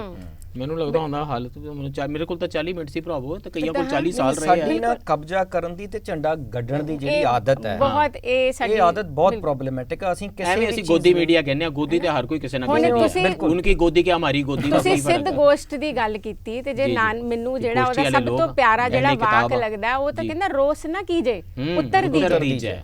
ਤੇ ਹੁਣ ਇੱਥੇ ਤਾਂ ਰੋਸ ਵੀ, ਮੈਂ ਕਹਿੰਦੀ ਰੋਸ ਨੂੰ ਵੀ ਕਿੰਨਾ ਡਰਾਮੇਟਾਈਜ਼ ਤੇ ਉਹਨੂੰ ਵੀ ਕਿੰਨੀ ਸਿਮੂਲੇਸ਼ਨ ਦੀ ਤਰ੍ਹਾਂ, ਜਿਹੜੇ ਡਿਬੇਟਸ ਦੀ ਆਪਾਂ ਗੱਲ ਕੀਤੀ ਉੱਥੇ ਰੋਸ ਬਹੁਤ ਹੁੰਦਾ ਹੈ, but is it a genuine ਰੋਸ ਕਿ ਪਰਫਾਰਮੈਂਸ ਰੋਸ ਹੈ? ਤਾਂ ਉਹ ਜਿਹੜੀ ਟ੍ਰੈਡੀਸ਼ਨ, ਜਿਹੜੀ ਸਿੱਧ ਗੋਸ਼ਟ ਵਾਲੀ ਡਾਇਲੋਜਿਕ, ਜਿਹੜੀ ਡਾਇਲੈਕਟਿਕ, ਤੁਸੀਂ ਉਹਨਾਂ ਦਾ ਪੜ੍ਹੋ ਨਾਨਕ ਦਾ, ਮੈਨੂੰ ਨਿੱਜੀ ਤੌਰ ਤੇ ਉਹ ਸਭ ਤੋਂ ਪਿਆਰਾ, ਸਭ ਤੋਂ ਜ਼ਿਆਦਾ ਮਹੱਤਵਪੂਰਨ ਟੈਕਸਟ ਲੱਗਦਾ ਨਾਨਕ ਦਾ, ਕਿ ਰੋਸ ਨਾ ਕੀਜੇ। ਇਹਦਾ ਮਤਲਬ ਨਾਨਕ ਨੂੰ ਵੀ ਕਿਤੇ ਨਾ ਕਿਤੇ ਪਤਾ ਸੀ ਵੀ ਜਦੋਂ ਤੁਹਾਨੂੰ ਇਦਾਂ ਦੇ ਅਸੁਵਿਧਾਜਨਕ ਪ੍ਰਸ਼ਨ ਪੁੱਛੇ ਜਾਂਦੇ ਆ ਤਾਂ ਅਗਲੇ ਨੂੰ ਰੋਸ ਹੋ ਸਕਦਾ ਹੈ, ਤਾਂ ਉਹਨਾਂ ਕਹਿੰਦੇ ਰੋਸ ਨਾ ਕੀਜੇ। ਤਾਂ ਕੀ ਅਸੀਂ ਇਹ ਐਂਟੀਸਿਪੇਟ ਕਰਦੇ ਆ, ਪ੍ਰੀਐਮਪਟ ਕਰਦੇ ਆ ਕਿ ਵੀ ਅਸੀਂ ਤਾਂ ਰੋਸ ਨੂੰ ਵੀ ਮਤਲਬ ਰੋਸ ਨਾ ਕੀਜੇ ਉੱਤਰ ਦੀਜੇ, ਤੇ ਤੁਸੀਂ ਇਰਰੈਵਰੈਂਸ ਦੇ ਬਾਰੇ ਉਹਦੇ ਲਈ ਕੋਈ ਜਗ੍ਹਾ ਕ੍ਰੀਏਟ ਕਰੋ ਸਮਾਜ ਦੇ ਵਿੱਚ। ਜੇ ਤੁਸੀਂ ਜਦੋਂ ਰੂਲਸ ਨਹੀਂ ਹੈਗੇ ਫੇਅਰਨੈਸ ਦੇ, ਡਿਬੇਟ ਸਬਸਟੈਂਸ਼ੀਅਲ ਹੋਣਾ ਚਾਹੀਦਾ, ਇਹਦੇ 'ਚ ਕੋਈ ਗ੍ਰੈਵਿਟੀ ਹੋਣੀ ਚਾਹੀਦੀ ਹੈ, ਡੈਕੋਰਮ ਹੋਣਾ ਚਾਹੀਦਾ, ਡਿਗਨਿਟੀ ਹੋਣੀ ਚਾਹੀਦੀ ਹੈ, ਦੋ ਸੱਭਿਅਕ ਲੋਕ ਇੱਕ ਦੂਸਰੇ ਨਾਲ ਕਿਵੇਂ ਗੱਲ ਕਰਦੇ ਨੇ, ਵਿਚਾਰ ਵਟਾਂਦਰੇ ਕਿਵੇਂ ਹੁੰਦੇ ਨੇ, ਇਹਦੀ ਕੋਈ ਟ੍ਰੈਡੀਸ਼ਨ, ਇਹਦੇ ਕੋਈ ਰੂਲਸ ਹੀ ਨਾ ਹੋਣ ਤਾਂ ਸਾਰੇ ਸਮਾਜ ਦਾ ਗੱਲਬਾਤ ਕਰਨ ਦਾ ਤਰੀਕਾ ਖੁਰਦਰਾ ਹੁੰਦਾ ਜਾਂਦਾ ਹੈ। ਮੈਨੂੰ ਤੁਸੀਂ ਇਹ ਦੱਸੋ, ਜਿਵੇਂ ਟੀਵੀ ਤੇ ਡਿਬੇਟ ਹੁੰਦੇ ਨੇ, ਕੀ ਇਹਦੇ ਨਾਲ ਘਰਾਂ ਦੇ ਵਿੱਚ ਰਿਸ਼ਤੇ ਪ੍ਰਭਾਵਿਤ ਹੁੰਦੇ ਨੇ? ਜੇ ਕਿਸੇ ਮੁੰਡੇ ਕੁੜੀ ਦੀ ਨਹੀਂ ਬਣਦੀ ਤਾਂ ਜਿਹੜੇ ਰਿਸ਼ਤੇਦਾਰ ਬੈਠ ਕੇ ਗੱਲ ਕਰਦੇ ਨੇ ਉਹ ਫਿਰ ਕਿਵੇਂ ਗੱਲ ਕਰਦੇ ਹੋਣਗੇ? ਆਪਸ ਵਿੱਚ ਗੱਲ ਕਿਵੇਂ ਕਰੀਦੀ ਹੈ? ਲੋਕ ਆਪਣੇ ਵਿਰੋਧੀ ਵਿਚਾਰਾਂ ਵਾਲੇ ਵਿਅਕਤੀ ਨਾਲ ਗੱਲ ਕਿਵੇਂ ਕਰਦੇ ਨੇ? ਇਹ ਐਵਰੇਜ ਮਨੁੱਖ ਕਿੱਥੇ ਸਿੱਖਦਾ? ਸਾਰੇ ਲੋਕ ਤਾਂ ਸਕੂਲ ਡੈਕਲੇਮੇਸ਼ਨ ਕੰਟੈਸਟ ਵਿੱਚ ਜਾ ਕੇ ਨਹੀਂ ਸਿੱਖਦੇ ਨਾ, ਲੋਕ ਤਾਂ ਟੀਵੀ ਤੋਂ ਸਿੱਖਦੇ ਨੇ। ਤਾਂ ਫਿਰ ਉਹ ਤਾਂ ਉਦਾਂ ਹੀ ਗੱਲ ਕਰਦੇ ਹੋਣਗੇ। ਕੀ ਟੀਵੀ ਸਮਾਜ ਨੂੰ ਦਰਅਸਲ ਹੋਰ ਖੁਰਦਰਾ ਕਰ ਰਿਹਾ? ਦੇਖੋ, ਮੈਂ ਫੇਰ ਉਹੀ ਗੱਲ ਕਰਦਾ ਵੀ ਟੀਵੀ ਤਾਂ ਸਾਡੀ ਇੱਕ ਰਿਫਲੈਕਸ਼ਨ ਹੈ। ਮਤਲਬ ਜਦੋਂ ਸਾਡੀ ਆਜ਼ਾਦੀ ਦੀ ਲੜਾਈ ਚੱਲ ਰਹੀ ਹੈ, ਡਾਕਟਰ ਅੰਬੇਦਕਰ ਇਹ ਗੱਲ ਬਾਰ-ਬਾਰ ਕਹਿੰਦੇ ਨੇ ਵੀ ਦੇਖੋ, ਜਿਹੜੀ ਸਿਆਸੀ ਜਿਹੜੀ ਸਾਡੀ ਸਟਰਗਲ ਹੈ, ਅੰਦੋਲਨ ਹੈ, ਇਹਦੇ ਨਾਲ ਜਦ ਤੱਕ ਸਮਾਜਿਕ ਅੰਦੋਲਨ ਨਹੀਂ ਜੁੜਦਾ, ਜਦ ਤੱਕ ਸਮਾਜਿਕ ਲਹਿਰਾਂ ਨਹੀਂ ਹੁੰਦੀਆਂ, ਜਦ ਤੱਕ ਸਮਾਜ ਆਪਣੇ ਆਪ ਦੇ ਪ੍ਰਤੀ ਸੋਚਦਾ ਨਹੀਂ, ਆਤਮ ਚਿੰਤਨ ਨਹੀਂ ਕਰਦਾ, ਉਹ ਆਪਣੇ ਆਪ ਤੇ ਸਵਾਲ ਕਰਨਾ ਨਹੀਂ ਸਿੱਖਦਾ, ਉਹ ਜਦ ਤੱਕ ਇਹ ਨਹੀਂ ਮੰਨਦਾ, ਜਿਵੇਂ ਸਾਊਥ ਅਫਰੀਕਾ 'ਚ ਟਰੁਥ ਐਂਡ ਰੀਕਨਸੀਲੀਏਸ਼ਨ ਕਮਿਸ਼ਨ ਬੈਠਿਆ, ਤੁਸੀਂ ਇਸ ਗੱਲ ਨੂੰ ਐਡਮਿਟ ਕਰੋਗੇ ਵੀ ਇਹ ਸਾਡੀਆਂ ਗਲਤੀਆਂ ਨੇ, ਅਸੀਂ ਇੱਥੇ ਫੇਲ ਹੋਏ ਹਾਂ, ਅਸੀਂ ਇੱਕ ਸਮਾਜਿਕ ਪਰਿਵਰਤਨ ਦੀ ਸਾਨੂੰ ਬਹੁਤ ਸਖਤ ਲੋੜ ਹੈ, ਇੱਕ ਸੱਭਿਆਚਾਰਕ ਪਰਿਵਰਤਨ ਦੀ ਸਾਨੂੰ ਬਹੁਤ ਸਖਤ ਲੋੜ ਹੈ, ਤੇ ਉਹਦੇ ਚੋਂ ਅਸੀਂ ਉਹਦੇ ਚੋਂ ਅਸੀਂ ਕੋਈ ਇੱਕ ਮਿਨੀਮਮ ਸਟੈਂਡਰਡ ਤੇ ਪਹੁੰਚਾਂਗੇ ਵੀ ਯਾਰ ਤੁਹਾਡੀ ਗਲਤੀ ਕੋਈ ਵੀ ਹੋਵੇ ਪਰ ਤੁਹਾਡੇ ਨਾਲ ਇਹਦੇ ਤੋਂ ਨੀਵਾਂ ਵਿਵਹਾਰ ਨਹੀਂ ਹੋਏਗਾ। ਤੁਸੀਂ ਕਿਸੇ ਦੀ ਬੇਅਦਬੀ ਕੀਤੀ ਹੋਵੇ, ਤੁਸੀਂ ਕਿਸੇ ਨੂੰ ਸਵਾਲ ਪੁੱਛ ਰਹੇ ਹੋ, ਤੁਹਾਡੇ ਨਾਲ ਇਹਦੇ ਤੋਂ ਨਿਚਲਾ ਵਿਵਹਾਰ ਨਹੀਂ ਹੋਏਗਾ। ਮੈਨੂੰ ਲੱਗਦਾ ਵੀ ਉਹ ਸਾਡਾ ਹਲੇ ਨਾ ਵਰਤਾਰਾ ਏ, ਅਸੀਂ ਆਪਣੇ ਤੋਂ ਉੱਪਰ ਵਾਲੀਆਂ ਜਿਹੜੀਆਂ ਧਿਰਾਂ ਨੇ, ਤਾਕਤਵਰ ਧਿਰਾਂ ਨੇ, ਉਹਨਾਂ ਨੂੰ ਤਾਂ ਅਸੀਂ ਕਹਿੰਦੇ ਆ ਵੀ ਯਾਰ ਤੁਸੀਂ ਨਿਮਾਣਿਆਂ ਵਾਂਗੂ ਰਿਹਾ ਕਰੋ, ਪਰ ਜਦੋਂ ਅਸੀਂ ਤਾਕਤ ਚ ਆਉਂਦੇ ਆ, ਉਹ ਕੋਈ ਵੀ ਹੋਵੇ, ਉਹ ਅਸੀਂ ਘਰ ਹੋਈਏ, ਉਹ ਅਸੀਂ ਸਕੂਲ ਚ ਹੋਈਏ, ਉਹ ਅਸੀਂ ਸਟੂਡੀਓ ਚ ਹੋਈਏ, ਉਹ ਅਸੀਂ ਅੰਦੋਲਨਾਂ ਚ ਹੋਈਏ, ਜਦੋਂ ਸਾਡੇ ਤੋਂ ਘੱਟ ਦੀਆਂ ਤਾਕਤਵਰ ਧਿਰਾਂ ਨਾਲ ਅਸੀਂ ਸਵਾਲ ਕਰਨਾ ਹੁੰਦਾ, ਸਾਡਾ ਕੋਈ ਲੋਕਤੰਤਰ ਨਹੀਂ ਹੁੰਦਾ, ਸਾਡੀ ਕੋਈ ਡਿਬੇਟ ਦਾ ਤਰੀਕਾ ਨਹੀਂ ਹੁੰਦਾ। ਬਿਲਕੁਲ ਹੈਜੀਮਨੀ ਮੇਨਟੇਨ ਕਰਦੇ ਆ ਜਿਹੜੀਆਂ ਚੀਜ਼ਾਂ ਬਾਰੇ ਗੱਲ ਕਰਨੇ, ਫਿਰ ਟੀਵੀ ਦੇ ਡਿਬੇਟ ਦਰਅਸਲ ਉਹਨਾਂ ਚੀਜ਼ਾਂ ਬਾਰੇ ਹੋਣੇ ਚਾਹੀਦੇ ਨੇ ਜਿਹੜੀਆਂ ਮੈਨੂੰ ਬਹੁਤ ਮੈਟਰ ਕਰਦੀਆਂ ਨੇ। ਤੁਸੀਂ ਕਦੋਂ ਮੁਹੱਬਤ ਬਾਰੇ ਕੋਈ ਡਿਬੇਟ ਦੇਖਿਆ? ਮੌਤ ਬਾਰੇ, ਜ਼ਿੰਦਗੀ ਬਾਰੇ, ਨਿਰਾਸ਼ਾ ਬਾਰੇ, ਜੈਲਸੀ ਬਾਰੇ, ਨਫ਼ਰਤ ਬਾਰੇ, ਇੰਟਰਫੇਥ ਮੈਰਿਜਸ ਬਾਰੇ, ਬਿਲਕੁਲ ਮਤਲਬ ਇਸ ਤਰ੍ਹਾਂ ਦੀਆਂ ਜਿਹੜੇ ਬਹੁਤ ਹੀ ਜ਼ਿਆਦਾ ਸਾਡੀ ਬਹੁਤ ਮੁਸ਼ਕਲ ਹੈ।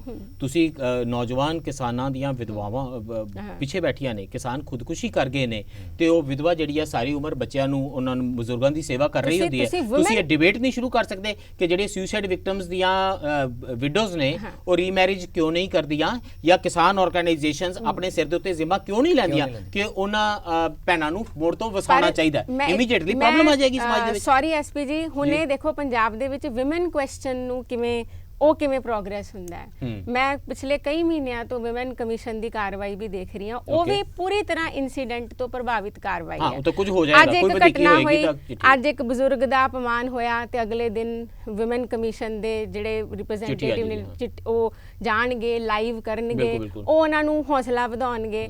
ਨਾ ਤਾਂ ਉਸ ਤੋਂ ਬਾਅਦ ਕਦੀ ਇਹ ਪਤਾ ਲੱਗਦਾ ਹੈ ਕਿ ਵਾਕਈ ਇਸ ਕੇਸ ਨੂੰ ਕਿਵੇਂ ਟੇਕ ਅਪ ਕੀਤਾ ਗਿਆ। ਇਸ ਬਜ਼ੁਰਗ ਮਾਤਾ ਦੀ ਜਿਹੜੀ ਪ੍ਰਾਪਰਟੀ ਸੀ ਇਹਨੂੰ ਵਾਪਸ ਦਿਵਾਉਣੀ ਸੀ, ਕਿਉਂਕਿ ਮੁੰਡਿਆਂ ਨੇ ਉਹਨੂੰ ਸਾਂਭਿਆ ਨਹੀਂ, ਪਰ ਉਹਦੇ ਬਾਰੇ ਕੋਈ ਖਬਰ ਨਹੀਂ ਆਈ, ਕਿਉਂਕਿ ਉਸ ਤੋਂ ਅਗਲੇ ਦਿਨ ਕੋਈ ਹੋਰ ਘਟਨਾ ਹੋ ਗਈ। ਉਸ ਤੋਂ ਅਗਲੇ ਦਿਨ ਕੋਈ ਨੌਜਵਾਨ ਮੰਤਰੀ ਕਿਸੇ ਬਿਊਰੋਕਰੇਟ ਲੇਡੀ ਨੂੰ ਸ਼ੇਅਰ ਲਿਖ ਦੇਵੇ ਅੱਧੀ ਰਾਤ ਨੂੰ ਤੇ ਨੋਟਿਸ ਹੋ ਜਾਏਗਾ, ਫਿਰ ਕਿਸੇ ਦਿਨ ਉਹ ਚੀਫ ਮਿਨਿਸਟਰ ਬਣ ਜਾਏ ਤੇ ਦੁਬਾਰਾ ਕਮਿਸ਼ਨ ਜਾਗ ਪਾਏਗਾ ਤੇ ਵਧਾਈਆਂ ਵੀ ਹੋ ਜਾਣਗੀਆਂ ਤੇ ਫਿਰ ਇਨਸੀਡੈਂਟ ਬੇਸਡ ਹੈ। ਫਿਰ ਦੇਖੋ ਕਿ ਕਿੱਥੇ ਅਸੀਂ ਮਤਲਬ ਦੋ ਮੁੱਦੇ ਮੈਂ ਸੋਚਦੀ ਆ ਕਿ ਅਸੀਂ ਜੇਕਰ ਸਿਰਫ ਪੰਜਾਬ ਦੀ ਗੱਲ ਕਰੀਏ, ਕਾਸਟ ਤੇ ਵਿਮਨ, ਇਦੋਂ ਵੱਡਾ ਮੁੱਦਾ ਵੀ ਕੋਈ ਹੈ? ਚਾਹੇ ਕਿ ਬਹੁਤ ਤਤਕਾਲ ਦੇ ਬਹੁਤ ਮੁੱਦੇ ਸਿਰਫ ਇਨਸੀਡੈਂਟ ਹੋਏਗਾ ਤਾਂ ਡਿਬੇਟ ਹੋਏਗਾ, ਇਨਸੀਡੈਂਟ ਹੋਏਗੀ, ਔਰ ਉੱਥੇ ਇਨਸੀਡੈਂਟ ਬੇਸਿਕਲੀ ਕਾਸਟ ਨੂੰ ਨਹੀਂ ਡਿਬੇਟ ਕਰਾਂਗੇ ਅਨਲੈਸ ਐਂਟਿਲ ਤੁਸੀਂ ਕਿਸੇ ਨਾਲ ਧੱਕਾ ਕਰੋਗੇ ਤਾਂ ਉਹਦੀ ਵੀਡੀਓ ਵਾਇਰਲ ਕਰੋਗੇ। ਅਸੀਂ ਚਾਹੁੰਦੇ ਆ ਕਿ ਅੰਗਰੇਜ਼ ਲੋਕ ਜਲਿਆਂਵਾਲੇ ਬਾਗ ਦੀ ਮਾਫੀ ਮੰਗਣ, ਨਾ, ਪਰ ਸਾਡੇ ਮਨ ਚ ਕਦੀ ਇਹ ਆਇਆ ਜਿਵੇਂ ਆਸਟ੍ਰੇਲੀਆ ਗਵਰਨਮੈਂਟ ਪਾਰਲੀਮੈਂਟ ਦੇ ਵਿੱਚ ਮਾਫੀ ਮੰਗੀ, ਐਬੋਰੀਜਨਸ ਤੋਂ ਮਾਫੀ ਮੰਗੀ ਵੀ ਅਸੀਂ ਤੁਹਾਡੀ ਜ਼ਿੰਦਗੀ ਨੂੰ ਖਰਾਬ ਕੀਤਾ, ਅਸੀਂ ਇਹਨੂੰ ਮੋੜ ਨਹੀਂ ਸਕਦੇ, ਹੁਣ ਇਹਨੂੰ ਕਿਵੇਂ ਅਸੀਂ ਰਿਡੀਮ ਕਰ ਸਕਦੇ ਹਾਂ, ਅਸੀਂ ਉਹਦਾ ਕੋਸ਼ਿਸ਼ ਕਰਾਂਗੇ। ਪਰ ਸਭ ਤੋਂ ਪਹਿਲਾਂ ਇੱਕ ਹਾਰਟ ਫੈਲਟ ਮਾਫੀ, ਇਸ ਪੂਰਾ ਕਲੋਨੀਅਲ ਜਿਹੜਾ ਸਾਡਾ ਤੁਹਾਡੇ ਉੱਪਰ ਕਬਜ਼ਾ ਸੀ ਉਹਦੇ ਪ੍ਰਤੀ ਮਾਫੀ। ਕੀ ਇਹ ਮਾਫੀ ਕਦੀ ਇਸ ਦੇਸ਼ ਦੇ ਅਪਰ ਕਾਸਟ ਲੋਕਾਂ ਨੇ ਸੋਚਿਆ ਕਿ ਅਸੀਂ ਦਲਿਤਾਂ ਤੋਂ ਇੱਕ ਵਾਰੀ ਪਾਰਲੀਮੈਂਟ ਵਿੱਚ ਖੜੇ ਹੋ ਕੇ ਅਸੀਂ ਇਹੋ ਜੀ ਲੈਵਲਿੰਗ ਕਰਨ ਦੀ ਕੋਸ਼ਿਸ਼ ਕਰੀਏ? ਜਾਂ ਕਾਸਟ ਸੈਂਸਸ ਉੱਤੇ ਡਿਬੇਟ ਕਰਾ ਲਓ ਤੇ ਪਤਾ ਲੱਗ ਜੇ ਕਿ ਕਿਹੜੀ ਕਮਿਊਨਿਟੀ ਦੇ ਕਿੰਨੇ % ਲੋਕ, ਕਿਹੜੀ ਕਮਿਊਨਿਟੀ ਦੇ ਕਿੰਨੇ % ਲੋਕਾਂ ਤੇ ਰਾਜ ਕਰ ਰਹੇ ਨੇ, ਸਾਰੀਆਂ ਮਾਫੀਆਂ ਬਰਾਬਰ ਹੋ ਜਾਣਗੀਆਂ। ਜਦ ਕਰਨੀ ਕਾਸਟ ਪੋਲਿਟਿਕਸ ਆ, ਜਦ ਕਰਨੀ ਕਾਸਟ ਲੌਬਿੰਗ, ਔਰ ਕਾਸਟ ਦੇ ਰਿਪਰੈਜ਼ੈਂਟੇਟਿਵਸ ਨੂੰ ਵੀ ਤੁਸੀਂ ਇਵੈਂਚੁਅਲੀ ਆਪਣੇ ਹੱਕ ਵਿੱਚ ਭੁਗਤਾਉਣਾ ਆ, ਤਾਂ ਫਿਰ ਤੁਹਾਨੂੰ ਮਾਫੀ ਤੇ ਉੱਥੇ ਬ੍ਰਿਟਿਸ਼ ਮਨਾਰਕ ਕੋਲੋਂ ਮਾਫੀ ਮੰਗਣੀ ਤੇ ਬਹੁਤ ਸੌਖੀ ਹੈ। ਇੱਥੇ ਵੀ ਕੋਈ ਮੈਨੂੰ ਇਹ ਦੱਸੋ ਪ੍ਰੋਬਲਮ ਹੈ ਕਿ ਜਿਹੜੇ ਟੀਵੀ ਡਿਬੇਟਸ ਨੇ ਉਹ ਇੱਕ ਇਕੋ ਚੈਂਬਰ ਵੀ ਕ੍ਰੀਏਟ ਕਰ ਰਹੇ ਨੇ। ਜਿਹੜਾ ਜਿਸ ਤਰ੍ਹਾਂ ਦੇ ਮੇਰੇ ਵਿਚਾਰ ਨੇ ਮੈਂ ਉਸ ਤਰ੍ਹਾਂ ਦੇ ਡਿਬੇਟ ਦੇਖਦਾ, ਉਸ ਤਰ੍ਹਾਂ ਦੀਆਂ ਮੈਂ ਅਖਬਾਰਾਂ ਪੜ੍ਹਦਾ। ਕੋਈ ਜਿਵੇਂ ਬਾਲ ਠਾਕਰੇ ਦਾ ਸਾਹਮਣਾ ਅਖਬਾਰ ਹੁੰਦਾ ਸੀ ਕਿ ਸ਼ਿਵ ਸੈਨਾ ਦੁਨੀਆ 'ਚ ਮਹਾਨ ਤੇ ਬਾਕੀ ਸਭ ਜਿਹੜਾ ਗਰਦਾਨ, ਉਸੇ ਤਰੀਕੇ ਨਾਲ ਸਾਡੀਆਂ ਕੁਝ ਅਖਬਾਰਾਂ, ਕੁਝ ਟੀਵੀ ਚੈਨਲ ਉਹ ਮਤਲਬ ਚੱਲ ਰਹੇ ਕਿਸਾਨੀ ਮੋਰਚੇ ਦੇ ਵੀ ਸਾਹਮਣਾ ਅਖਬਾਰ ਬਣੇ ਹੋਏ ਨੇ ਕਿ ਮੋਰਚਾ ਸੱਚਾ ਸੁੱਚਾ ਤੇ ਇਹਦੇ ਤੇ ਕੋਈ ਉਂਗਲ ਨਹੀਂ ਚੁੱਕ ਸਕਦਾ। ਤੇ ਇਸੇ ਤਰੀਕੇ ਨਾਲ ਕੁਝ ਚੈਨਲਾਂ ਨੂੰ ਮੋਰਚੇ ਦੇ ਵਿੱਚੋਂ ਜਿੱਥੇ ਲੱਖਾਂ ਲੋਕਾਂ ਦੀਆਂ ਭਾਵਨਾਵਾਂ ਜੁੜੀਆਂ ਹੋਈਆਂ ਨੇ ਔਰ ਜ਼ਮੀਨ ਨਾਲ ਜੁੜੇ ਲੋਕ ਬਹੁਤ ਬੇਸਿਕ ਮੁੱਦੇ ਚੁੱਕ ਰਹੇ ਨੇ, ਉਹਨਾਂ ਨੂੰ ਉਹਦੇ ਵਿੱਚੋਂ ਕੋਈ ਠੀਕ ਸਵਾਲ ਹੀ ਨਹੀਂ ਨਜ਼ਰ ਆਉਂਦਾ। ਤੇ ਇਹ ਸਵਾਲ ਨਜ਼ਰ ਆਉਂਦਾ ਕਿ ਇਹ ਤਾਂ ਜੀ ਚੰਦ ਕਿਸਾਨ ਲੀਡਰਾਂ ਨੇ ਮੋਰਚਾ ਬਣਾਇਆ ਹੋਇਆ। ਮੈਂ I was listening to Harjit Grewal, the kind of BS that he was saying, ਤੇ ਉਹ ਚੈਨਲਾਂ ਨੂੰ ਉਹਨੂੰ ਵੀ ਪੂਰਾ ਮਤਲਬ ਅਸੀਂ ਵੀ ਤਾਂ ਇਕੋ ਚੈਂਬਰ ਬਣਾ ਲਏ ਹੋਏ ਨੇ ਨਾ। ਇਹ ਗੱਲਾਂ US ਦੇ ਵਿੱਚ ਬਹੁਤ ਡਿਸਕਸ ਹੋਈਆਂ ਨੇ ਕਿ ਜੇ ਰਿਪਬਲਿਕਨ ਸਿਰਫ ਰਿਪਬਲਿਕਨ ਅਖਬਾਰ ਪੜ੍ਹਨਗੇ, ਆਪਣੇ ਵਰਗੇ ਲੋਕਾਂ ਨਾਲ ਗੱਲ ਕਰਨਗੇ, ਤਾਂ ਫਿਰ ਸਮਾਜ ਦੇ ਵਿੱਚ ਆਪਸ ਵਿੱਚ ਅਸੀਂ ਉਹਨਾਂ ਲੋਕਾਂ ਨਾਲ ਕਿਵੇਂ ਗੱਲ ਕਰਾਂਗੇ ਜਿਨ੍ਹਾਂ ਤੋਂ ਅਸੀਂ ਵਿਚਾਰ ਸਾਡੇ ਭਿੰਨ ਨੇ। ਅਸੀਂ ਵੀ ਤਾਂ ਇਕੋ ਚੈਂਬਰਾਂ ਵਿੱਚ ਰਹਿ ਰਹੇ ਹਾਂ। ਡਿਬੇਟ ਨੇ ਵੀ ਤਾਂ ਕਰ ਦਿੱਤਾ। ਔਰ ਡਿਬੇਟ ਇੱਕ ਇਹ ਵੀ ਕੰਮ ਕਰਦਾ ਨਾ ਵੀ ਜੇ ਕਿਸਾਨ ਅੰਦੋਲਨ ਚੱਲ ਰਿਹਾ ਤਾਂ ਹੁਣ ਪੰਜਾਬ ਦੀ ਸਾਰੀ ਮੁਕਤੀ ਦੀ ਕਾਮਨਾ ਅਸੀਂ ਉਸ ਸੰਘਰਸ਼ ਤੋਂ ਕਰਨੀ ਸ਼ੁਰੂ ਕਰ ਦਈਏ। ਪਰ ਕੀ ਉਹ ਸਾਰੇ ਸੰਘਰਸ਼ਾਂ ਦੇ ਉੱਤੇ ਬੋਝ ਹੁੰਦੇ ਨੇ, ਸਾਰੇ ਸੰਘਰਸ਼ਾਂ ਦੇ ਬੋਝ ਉਹਨਾਂ ਦੀਆਂ ਲਿਮਿਟੇਸ਼ਨ। ਉਹ ਸਾਡੀ ਵੈਸੇ ਵੀ ਆਦਤ ਸੀ ਹਰੇਕ ਦਾ ਬੋਝ ਹਰੇਕ ਦੇ ਉੱਤੇ ਪਾ ਦੇਣਾ। ਸਭ ਕੁਝ ਅੰਬੇਦਕਰ ਡਿਲੀਵਰ ਕਰੇ ਜਾਂ ਸਭ ਕੁਝ ਸ਼ਹੀਦ ਭਗਤ ਸਿੰਘ ਡਿਲੀਵਰ ਕਰ ਦੇਣ ਜਾਂ ਸਭ ਕੁਝ ਕਿਸਾਨ ਮੋਰਚਾ ਡਿਲੀਵਰ ਕਰ ਦੇਵੇ? ਅਸੀਂ ਉਹ ਸਪੇਸਿਸ ਕ੍ਰੀਏਟ ਕਰਨੇ ਸੀ, ਉਹ ਪਲੇਟਫਾਰਮ ਕ੍ਰੀਏਟ ਕਰਨੇ ਸੀ ਜਿਹਦੇ ਚ ਅਕ੍ਰੋਸ ਜਿਹੜੇ ਜਿਤਨੇ ਵੀ section trusted liberal education to do it for us. ਅਸੀਂ ਇਹ ਸੋਚਦੇ ਸੀ ਕਿ ਇਹ ਹਿਊਮੈਨਿਟੀਜ਼ ਲੋਕ ਪੜ੍ਹਨਗੇ, ਲੋਕ ਕਾਲਜਾਂ 'ਚ ਜਾਣਗੇ, ਯੂਨੀਵਰਸਿਟੀਆਂ ਜਾਣਗੇ, ਲਿਬਰਲ ਹੋਣਗੇ, ਲਿਬਰਲ ਐਜੂਕੇਸ਼ਨ ਦਾ ਇੱਕ ਪ੍ਰੋਜੈਕਟ ਆਏਗਾ ਤੇ ਉਹ ਇਹ ਸਪੇਸਿਸ ਕ੍ਰੀਏਟ ਕਰੇਗਾ। Why has that failed? ਤੇ ਇਹਦੇ ਬਾਰੇ ਡਿਬੇਟ ਕਿਉਂ ਨਹੀਂ ਹੁੰਦਾ? ਉਹ ਤਾਂ ਫਿਰ ਮਤਲਬ ਉਹਦਾ ਤਾਂ ਇੱਕ ਦੇਖੋ ਬਹੁਤ ਵੱਡਾ ਕਾਰਨ ਇਹ ਹੈ ਵੀ ਉਹ ਇੰਸਟੀਟਿਊਸ਼ਨਲ ਫੇਲਿਅਰ ਜਿਹੜਾ ਪਿਛਲੇ ਲੰਮੇ ਸਮੇਂ ਤੋਂ ਹੋਇਆ। ਮਤਲਬ ਇੱਕ ਤਾਂ ਤੁਸੀਂ ਉਹਨੂੰ ਸਿਲੇਬਸਾਂ ਦੀ ਸੈਂਸ 'ਚ ਦੇਖਦੇ ਹੋ ਵੀ ਤੁਹਾਡੇ ਸਿਲੇਬਸਾਂ 'ਚ ਕੀ ਪੜ੍ਹਾਇਆ ਜਾਂਦਾ, ਕੀ ਪੜ੍ਹਾਇਆ ਜਾਂਦਾ। ਮੈਂ ਤੁਹਾਨੂੰ ਤਾਂ ਇਹਦੇ 'ਚ ਫਸਾ ਰਿਹਾ ਕਿਉਂਕਿ ਜਦੋਂ ਕੋਈ ਮੇਰੇ ਨਾਲ ਨਹੀਂ ਐਗਰੀ ਕਰਦਾ ਸੀ ਛੋਟੇ ਹੁੰਦੇ ਆ, ਬੱਚੇ ਨੂੰ ਲੱਗਦਾ ਵੀ ਇਹ ਮੇਰਾ ਖਿਡੌਣਾ ਨਹੀਂ ਦਿੰਦਾ, ਤਾਂ ਉਹਦਾ ਹੁੰਦਾ ਵੀ ਇਹਦੇ ਦੋ ਘਸੁੰਨ ਮਾਰੋ ਤੇ ਖਿਡੌਣਾ ਵਾਪਸ ਲੈ ਲਵੋ। ਜਿਹੜਾ ਸਾਡੇ ਨਾਲ ਨਹੀਂ ਐਗਰੀ ਕਰਦਾ, ਆ ਵੱਡੇ ਹੋ ਕੇ ਅਸੀਂ ਸਿੱਖਦੇ ਹਾਂ ਕਿ ਇਹਨੂੰ ਹਿੱਟ ਨਹੀਂ ਕਰਨਾ, ਇਹਦੇ ਨਾਲ ਡਿਬੇਟ ਕਰਨਾ। ਸੋ ਡਿਬੇਟਿੰਗ ਜਾਂ ਵੋਟਿੰਗ ਹਿੱਟ ਕਰਨ ਦਾ ਇੱਕ ਤਰੀਕਾ ਹੈ। ਤਾਂ ਮੈਂ ਸਿੱਖਣੀ ਸੀ ਨਾ, ਨਹੀਂ ਤਾਂ ਫਿਰ ਮੈਂ ਘਸੋਨੀ ਮਾਰਾਂਗਾ। ਹੁਣ ਮੈਂ ਡਿਬੇਟ ਦੇ ਉੱਤੇ ਆ ਕੇ ਵੀ ਘਸੋਨੀ ਮਾਰ ਰਿਹਾ। ਠੀਕ ਹੈ। ਔਰ ਮੈਂ that is where you failed ਕਿ ਲਿਬਰਲ ਐਜੂਕੇਸ਼ਨ ਵਾਲਾ ਸਾਰਾ ਪ੍ਰੋਜੈਕਟ ਕੌਸ਼ਨ ਹੈ। ਉਹ ਕੌਸ਼ਨ ਸਿਰਫ ਇੰਨਾ ਕੀ ਹੈ ਵੀ ਜਦੋਂ ਵੀ ਆਪਾਂ ਵਾਇਲੈਂਸ ਦੀ ਗੱਲ ਕਰਦੇ ਹਾਂ, ਇਹਦਾ ਪਾਵਰ ਨਾਲ ਇੱਕ ਬਹੁਤ ਸਿੱਧਾ ਰਿਲੇਸ਼ਨ ਹੈ। ਕਿਉਂਕਿ ਜਿਹੜਾ ਇਹ ਘਸੁੰਨ ਹੈ, ਇਹ ਜਦੋਂ ਕੋਈ ਵੀਕ ਮਾਰਦਾ ਹੈ, ਉਹ ਲੈਵਲਿੰਗ ਦਾ ਪਾਰਟ ਵੀ ਉੱਥੇ ਹੀ ਪਲੇ ਕਰ ਰਿਹਾ ਹੁੰਦਾ ਹੈ। ਮਤਲਬ ਤੁਹਾਡੇ ਘਰੇ ਜੇ ਅਪਕਾਸ 10 ਜਾਣੇ ਆ ਗਏ ਵਾਇਲੈਂਸ ਕਰਨ ਆਏ ਨੇ ਤੇ ਤੁਹਾਨੂੰ ਜਿਹੜੀ ਰਿਟੈਲੀਏਸ਼ਨ ਹੈ ਉਹ ਲੈਵਲਿੰਗ ਦਾ ਕੰਮ ਪਲੇ ਕਰਦੀ ਹੈ। ਇਸ ਕਰਕੇ ਮੈਨੂੰ ਲੱਗਦਾ ਵੀ ਉਹ ਜਿਹੜਾ ਕੌਸ਼ਨ ਹੈ, ਉਹ ਕੌਸ਼ਨ ਇਹ ਹੈ ਵੀ ਜਦੋਂ ਵੀ ਆਪਾਂ ਵਾਇਲੈਂਸ ਦੀ ਗੱਲ ਕਰੀਏ ਨਾਲ ਪਾਵਰ ਰਿਲੇਸ਼ਨ ਬਹੁਤ ਜ਼ਰੂਰੀ ਹੈ, ਬਹੁਤ ਇੰਪੋਰਟੈਂਟ ਹੈ। ਇਸ ਕਰਕੇ ਵਾਇਲੈਂਸ ਦੀ ਡਿਬੇਟ ਵੀ ਕਿਸੇ ਐਬਸਟ੍ਰੈਕਟ ਕਿਸੇ ਹਵਾ 'ਚ ਨਹੀਂ ਹੋ ਸਕਦੀ। ਅਸੀਂ ਟੀਵੀ ਡਿਬੇਟਸ ਦੇ ਵਿੱਚ ਦੇਖਦੇ ਹਾਂ ਕਿ ਮੇਰੇ ਤੇ ਇੱਕ ਬੋਝ ਬਹੁਤ ਹੁੰਦਾ। ਮੇਰੇ ਦਾ ਮਤਲਬ ਹੈ ਐਂਕਰ ਦੇ ਉੱਤੇ ਕਿ ਇਹਨੂੰ ਬੈਲੈਂਸ ਕਰੋ। ਭਾਵੇਂ ਇੱਕ ਪਾਸੇ ਬਿਲਕੁਲ ਲਿਊਨੈਟਿਕ ਫ੍ਰਿੰਜ ਹੋਵੇ, ਸਿਰ ਫਿਰਿਆਂ ਨੇ ਬਿਲਕੁਲ ਸਿਰ ਫਿਰੀ ਗੱਲ ਕੀਤੀ ਹੋਵੇ, ਮੰਦਿਰ ਦੇ ਵਿੱਚ ਕੋਈ ਬੱਚਾ ਮੰਦਿਰ ਦੇ ਵਿੱਚ ਪਾਣੀ ਪੀਣ ਚਲਾ ਗਿਆ ਤੇ ਪਤਾ ਲੱਗਿਆ ਬੱਚਾ ਮੁਸਲਮਾਨ ਸੀ, ਅਗਲਿਆਂ ਨੇ ਕੁੱਟਿਆ ਬਹੁਤ ਬੁਰੀ ਤਰ੍ਹਾਂ ਨਾਲ। It's a bad act. ਹੁਣ ਇਹਦੇ ਤੇ ਡਿਬੇਟ ਹੋ ਰਿਹਾ ਕਿ ਕੀ ਬੱਚੇ ਨੂੰ ਇਹ ਦੂਸਰਿਆਂ ਦੇ ਵਰਸ਼ਿਪ ਦੀ ਪਲੇਸ ਤੇ ਜਾ ਕੇ ਪਾਣੀ ਪੀਣ ਦੀ ਇਜਾਜ਼ਤ ਹੋਣੀ ਚਾਹੀਦੀ ਹੈ, ਸਰਾਸਰ ਉੱਥੇ ਕਾਸਟ ਡਿਬੇਟ ਹੋਣੀ ਚਾਹੀਦੀ ਹੈ। ਫਿਰ ਉੱਥੇ बैलेंस ਕਰਨ ਲਈ ਵੀ ਬੰਦਾ ਆਂਦਾ ਹੈ ਕਿ ਦੇਖੋ ਬੱਚੇ को मारना तो बुरा है परंतु भावनाओं का ध्यान रखना चाहिए। ਅਸੀਂ ਹਰ ਚੀਜ਼ ਜਿਹੜੀ ਫਾਲਸ ਬੈਲੈਂਸਿੰਗ ਹੈ, ਮੈਨੂੰ ਨਹੀਂ ਲੱਗਦਾ ਡਿਬੇਟਸ ਬੈਲੈਂਸਵਾਦੀ ਤੇ ਨਹੀਂ ਹੋ ਸਕਦੀਆਂ ਬਈ। ਸਾਰੀਆਂ ਡਿਬੇਟਸ ਦੇ ਵਿੱਚ ਬੈਲੈਂਸ ਕਰਨ ਲਈ ਬੰਦੇ ਲਿਆਉਂਦੇ ਨੇ। ਮੈਨੂੰ ਇਹ ਵੀ ਲੱਗਦਾ ਵੀ ਜਿਹੜਾ ਭਾਵਨਾ ਨਾਂ ਦਾ ਸ਼ਬਦ ਹੈ ਇਹ ਬਹੁਤ ਰੀਸੈਂਟਲੀ ਐਡ ਹੋਇਆ ਹੈ, ਇਹ ਕੋਈ ਬਹੁਤ ਪੁਰਾਣਾ ਨਹੀਂ ਹੈਗਾ। ਅਸੀਂ ਜਿਵੇਂ ਆਪਣੇ ਜਿਹੜੇ ਧਾਰਮਿਕ ਚਿੰਨ੍ਹ ਨੇ, ਤੁਸੀਂ ਪੁਰਾਣੀਆਂ ਫਿਲਮਾਂ ਦੇਖ ਲਓ, ਉਹਨਾਂ 'ਚ ਅਸੀਂ ਬਹੁਤ ਤਰੀਕੇ ਨਾਲ ਧਾਰਮਿਕ ਚਿੰਨ੍ਹਾਂ ਨੂੰ ਵਰਤਿਆ ਏ। ਉਹਦੇ ਤੇ ਅਸੀਂ ਸਟੋਰੀਆਂ ਬਣਾਈਆਂ ਨੇ, ਅਸੀਂ ਮਹਾਭਾਰਤ ਤੇ ਸਟੋਰੀਆਂ ਬਣਾਈਆਂ ਨੇ।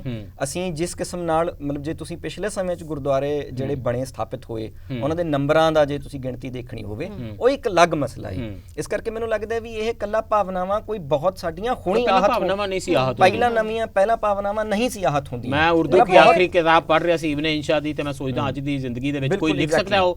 ਮੈਂ ਜਸਟ ਉਹ ਕਿਤਾਬ ਰਾਜਕਮਲ ਪ੍ਰਕਾਸ਼ਨ ਦੀ ਲੈ ਕੇ ਚੌਂਕ ਵਿੱਚ ਪੜ੍ਹਨੀ ਸ਼ੁਰੂ ਕਰਦੇ ਹਾਂ ਤਾਂ ਲੋਕ ਮੇਰੇ ਕਾ ਕੇ ਗੋਡੇ ਤੋੜਦੇ ਨੇ। ਇਹ ਉਹਨਾਂ ਨੇ ਜਵੇਦ ਅਖਤਰ ਨੇ ਡਾਇਲੌਗ ਲਿਖੇ ਨੇ ਸ਼ੋਲੇ ਦੇ, ਤੇ ਜੋ ਮੰਦਿਰ ਦੇ ਸਾਹਮਣੇ ਜਾ ਕੇ ਉਹ ਬੋਲਦੇ ਨੇ, ਅੱਜ ਦੀ ਤਰੀਕੇ ਤੁਸੀਂ ਲਿਖ ਸਕਦੇ ਹੋ ਜਾਂ ਬੋਲ ਸਕਦੇ ਹੋ, ਕਿਉਂਕਿ ਉਹ ਆਪਾਂ ਪਹਿਲੇ ਗੱਲ ਕੀਤੀ ਸੀ ਨਾ, ਡਿਬੇਟ ਹੋ ਜਾਏਗਾ, ਲਿਟਲ ਨੈਰੇਟਿਵਸ ਉਹ ਆਇਡੈਂਟੀਟੀ ਮੂਵਮੈਂਟਸ ਜਿਹੜੀਆਂ ਉਹ ਬਿਲਕੁਲ ਆਪਣੇ ਚਰਮ ਤੇ ਪਹੁੰਚ ਗਈਆਂ ਨਾ। ਫਿਰ ਉੱਥੇ ਜਿਹੜੀ ਉਹ ਮੇਰੇ ਕੋਲ ਨਾ ਸਮਾਂ ਬਿਲਕੁਲ ਖਤਮ ਹੈ। ਮੈਂ ਪਰਫਾਰਮੈਂਸ ਆਰਟ ਦੀ ਗੱਲ ਕੀਤੀ ਸੀ ਤੇ ਮੈਂ ਗੱਲ ਸੋਚ ਰਿਹਾ ਸੀ ਪਹਿਲਾਂ, ਮੈਂ ਤੇ ਜਿੰਨੀ ਦੇਰ ਤੁਸੀਂ ਗੱਲ ਕਰਦੇ ਰਹੇ ਤੇ ਮੈਂ ਮਨ 'ਚ ਵਿਚਾਰਦਾ ਰਿਹਾ ਕਿ ਮੈਂ ਸਾਂਝੀ ਕਰਾਂ ਜਾਂ ਨਾ ਕਰਾਂ। ਕਿਸੇ ਬਹੁਤ ਹੀ ਸੰਵੇਦਨਸ਼ੀਲ ਮੁੱਦੇ ਦੇ ਉੱਤੇ ਇੱਕ ਦਿਨ ਇਸੇ ਮੰਚ ਦੇ ਉੱਤੇ ਡਿਬੇਟ ਹੋ ਰਿਹਾ ਸੀ ਤੇ ਸ਼ਾਇਦ ਮੇਰਾ ਗਲਾ ਭਰ ਆਇਆ ਹੋਵੇਗਾ, ਤੇ ਉਹ ਭਰਿਆ ਹੋਇਆ ਗਲਾ ਆਪਣੀ ਆਵਾਜ਼ ਤੋਂ ਜਾਂ ਮੇਰੇ ਚਿਹਰੇ ਦਾ ਐਕਸਪ੍ਰੈਸ਼ਨ ਜਾਂ ਅੱਖੀਆਂ ਤੋਂ ਆਡੀਅנס ਕੋਈ ਅੰਦਾਜ਼ਾ ਲਗਾ ਲੈਂਦਾ। ਇੱਕ ਬੜੀ ਸੰਵੇਦਨਸ਼ੀਲ ਸੱਜਣ ਮੈਨੂੰ ਮਿਲੇ ਅਗਲੇ ਦਿਨ, ਉਹ ਕਹਿੰਦੇ ਐਸਪੀ ਜੀ ਤੁਸੀਂ ਸੱਚੀ ਇੰਨੇ ਹੋ ਗਏ ਸੀ ਦੁਖੀ ਕਿ ਟੀਵੀ ਦੇ ਉੱਤੇ ਐਂ ਕਰ ਲੈਂਦੇ। ਮਤਲਬ ਅਸੀਂ ਐਸ ਐਂਕਰ ਇਹ ਵਿਸ਼ਵਾਸ ਵੀ ਗਵਾ ਚੁੱਕੇ ਹਾਂ ਤੇ ਸਾਡੇ ਤੋਂ ਹੁਣ ਇਹ ਵੀ ਐਕਸਪੈਕਟਡ ਹੈ ਕਿ ਤੁਸੀਂ ਕੈਮਰੇ ਦੇ ਬੈਨੀਫਿਟ ਲਈ ਯਾਰੋ ਚਾਰ ਹੰਝੂ ਵੀ ਤਾਂ ਵਹਾਈ ਸਕਦੇ ਹੋ, ਇੰਨਾ ਕੁ ਤੇ ਡਰਾਮਾ ਕਰ ਹੀ ਸਕਦੇ ਹੋ। ਟੀਆਰਪੀ ਹੈ। ਸੋ ਅੱਜ ਦਾ ਮੈਨੂੰ ਲੱਗਦਾ ਵੀ ਆਪਣਾ ਇੰਸਟੀਟਿਊਸ਼ਨਲ ਫੇਲਿਅਰ ਹੈ, ਸਾਡੇ ਢਾਂਚੇ ਦੇ ਜਿਹੜੇ ਫੇਲਿਅਰ ਨੇ, ਢਾਂਚੇ ਦੀਆਂ ਜਿਹੜੀਆਂ ਸਮੱਸਿਆਵਾਂ ਨੇ, ਉਹਦੇ ਚੋਂ ਉਸ ਡਿਬੇਟ ਵੀ ਉਹਦਾ ਹੀ ਪਾਰਟ ਹੈ। ਹੁਣ ਇਸ ਡਿਬੇਟ ਤੋਂ ਬਾਅਦ ਵੀ ਕੋਈ ਸੱਜਣ ਮਿਲਣਗੇ ਤੇ ਹੋ ਸਕਦਾ ਪੁੱਛਣ ਕਿ ਯਾਰ ਉਹ ਡਿਬੇਟ ਬਾਰੇ ਡਿਬੇਟ ਕਰਨ ਦਾ ਫੈਸਲਾ ਇਹ ਸੱਚੀ ਮੁੱਚੀ ਤੁਸੀਂ ਦਿਲੋਂ ਕੀਤਾ ਸੀ ਕਿ ਇਹ ਕੋਈ ਪਰਫਾਰਮੈਂਸ ਆਰਟਿਸਟ। ਆਫਟਰ ਯੂ ਅੱਜ ਲਈ ਇੰਨਾ ਹੀ, ਧੰਨਵਾਦ ਤੇ ਰੱਬ ਰੱਖਾ।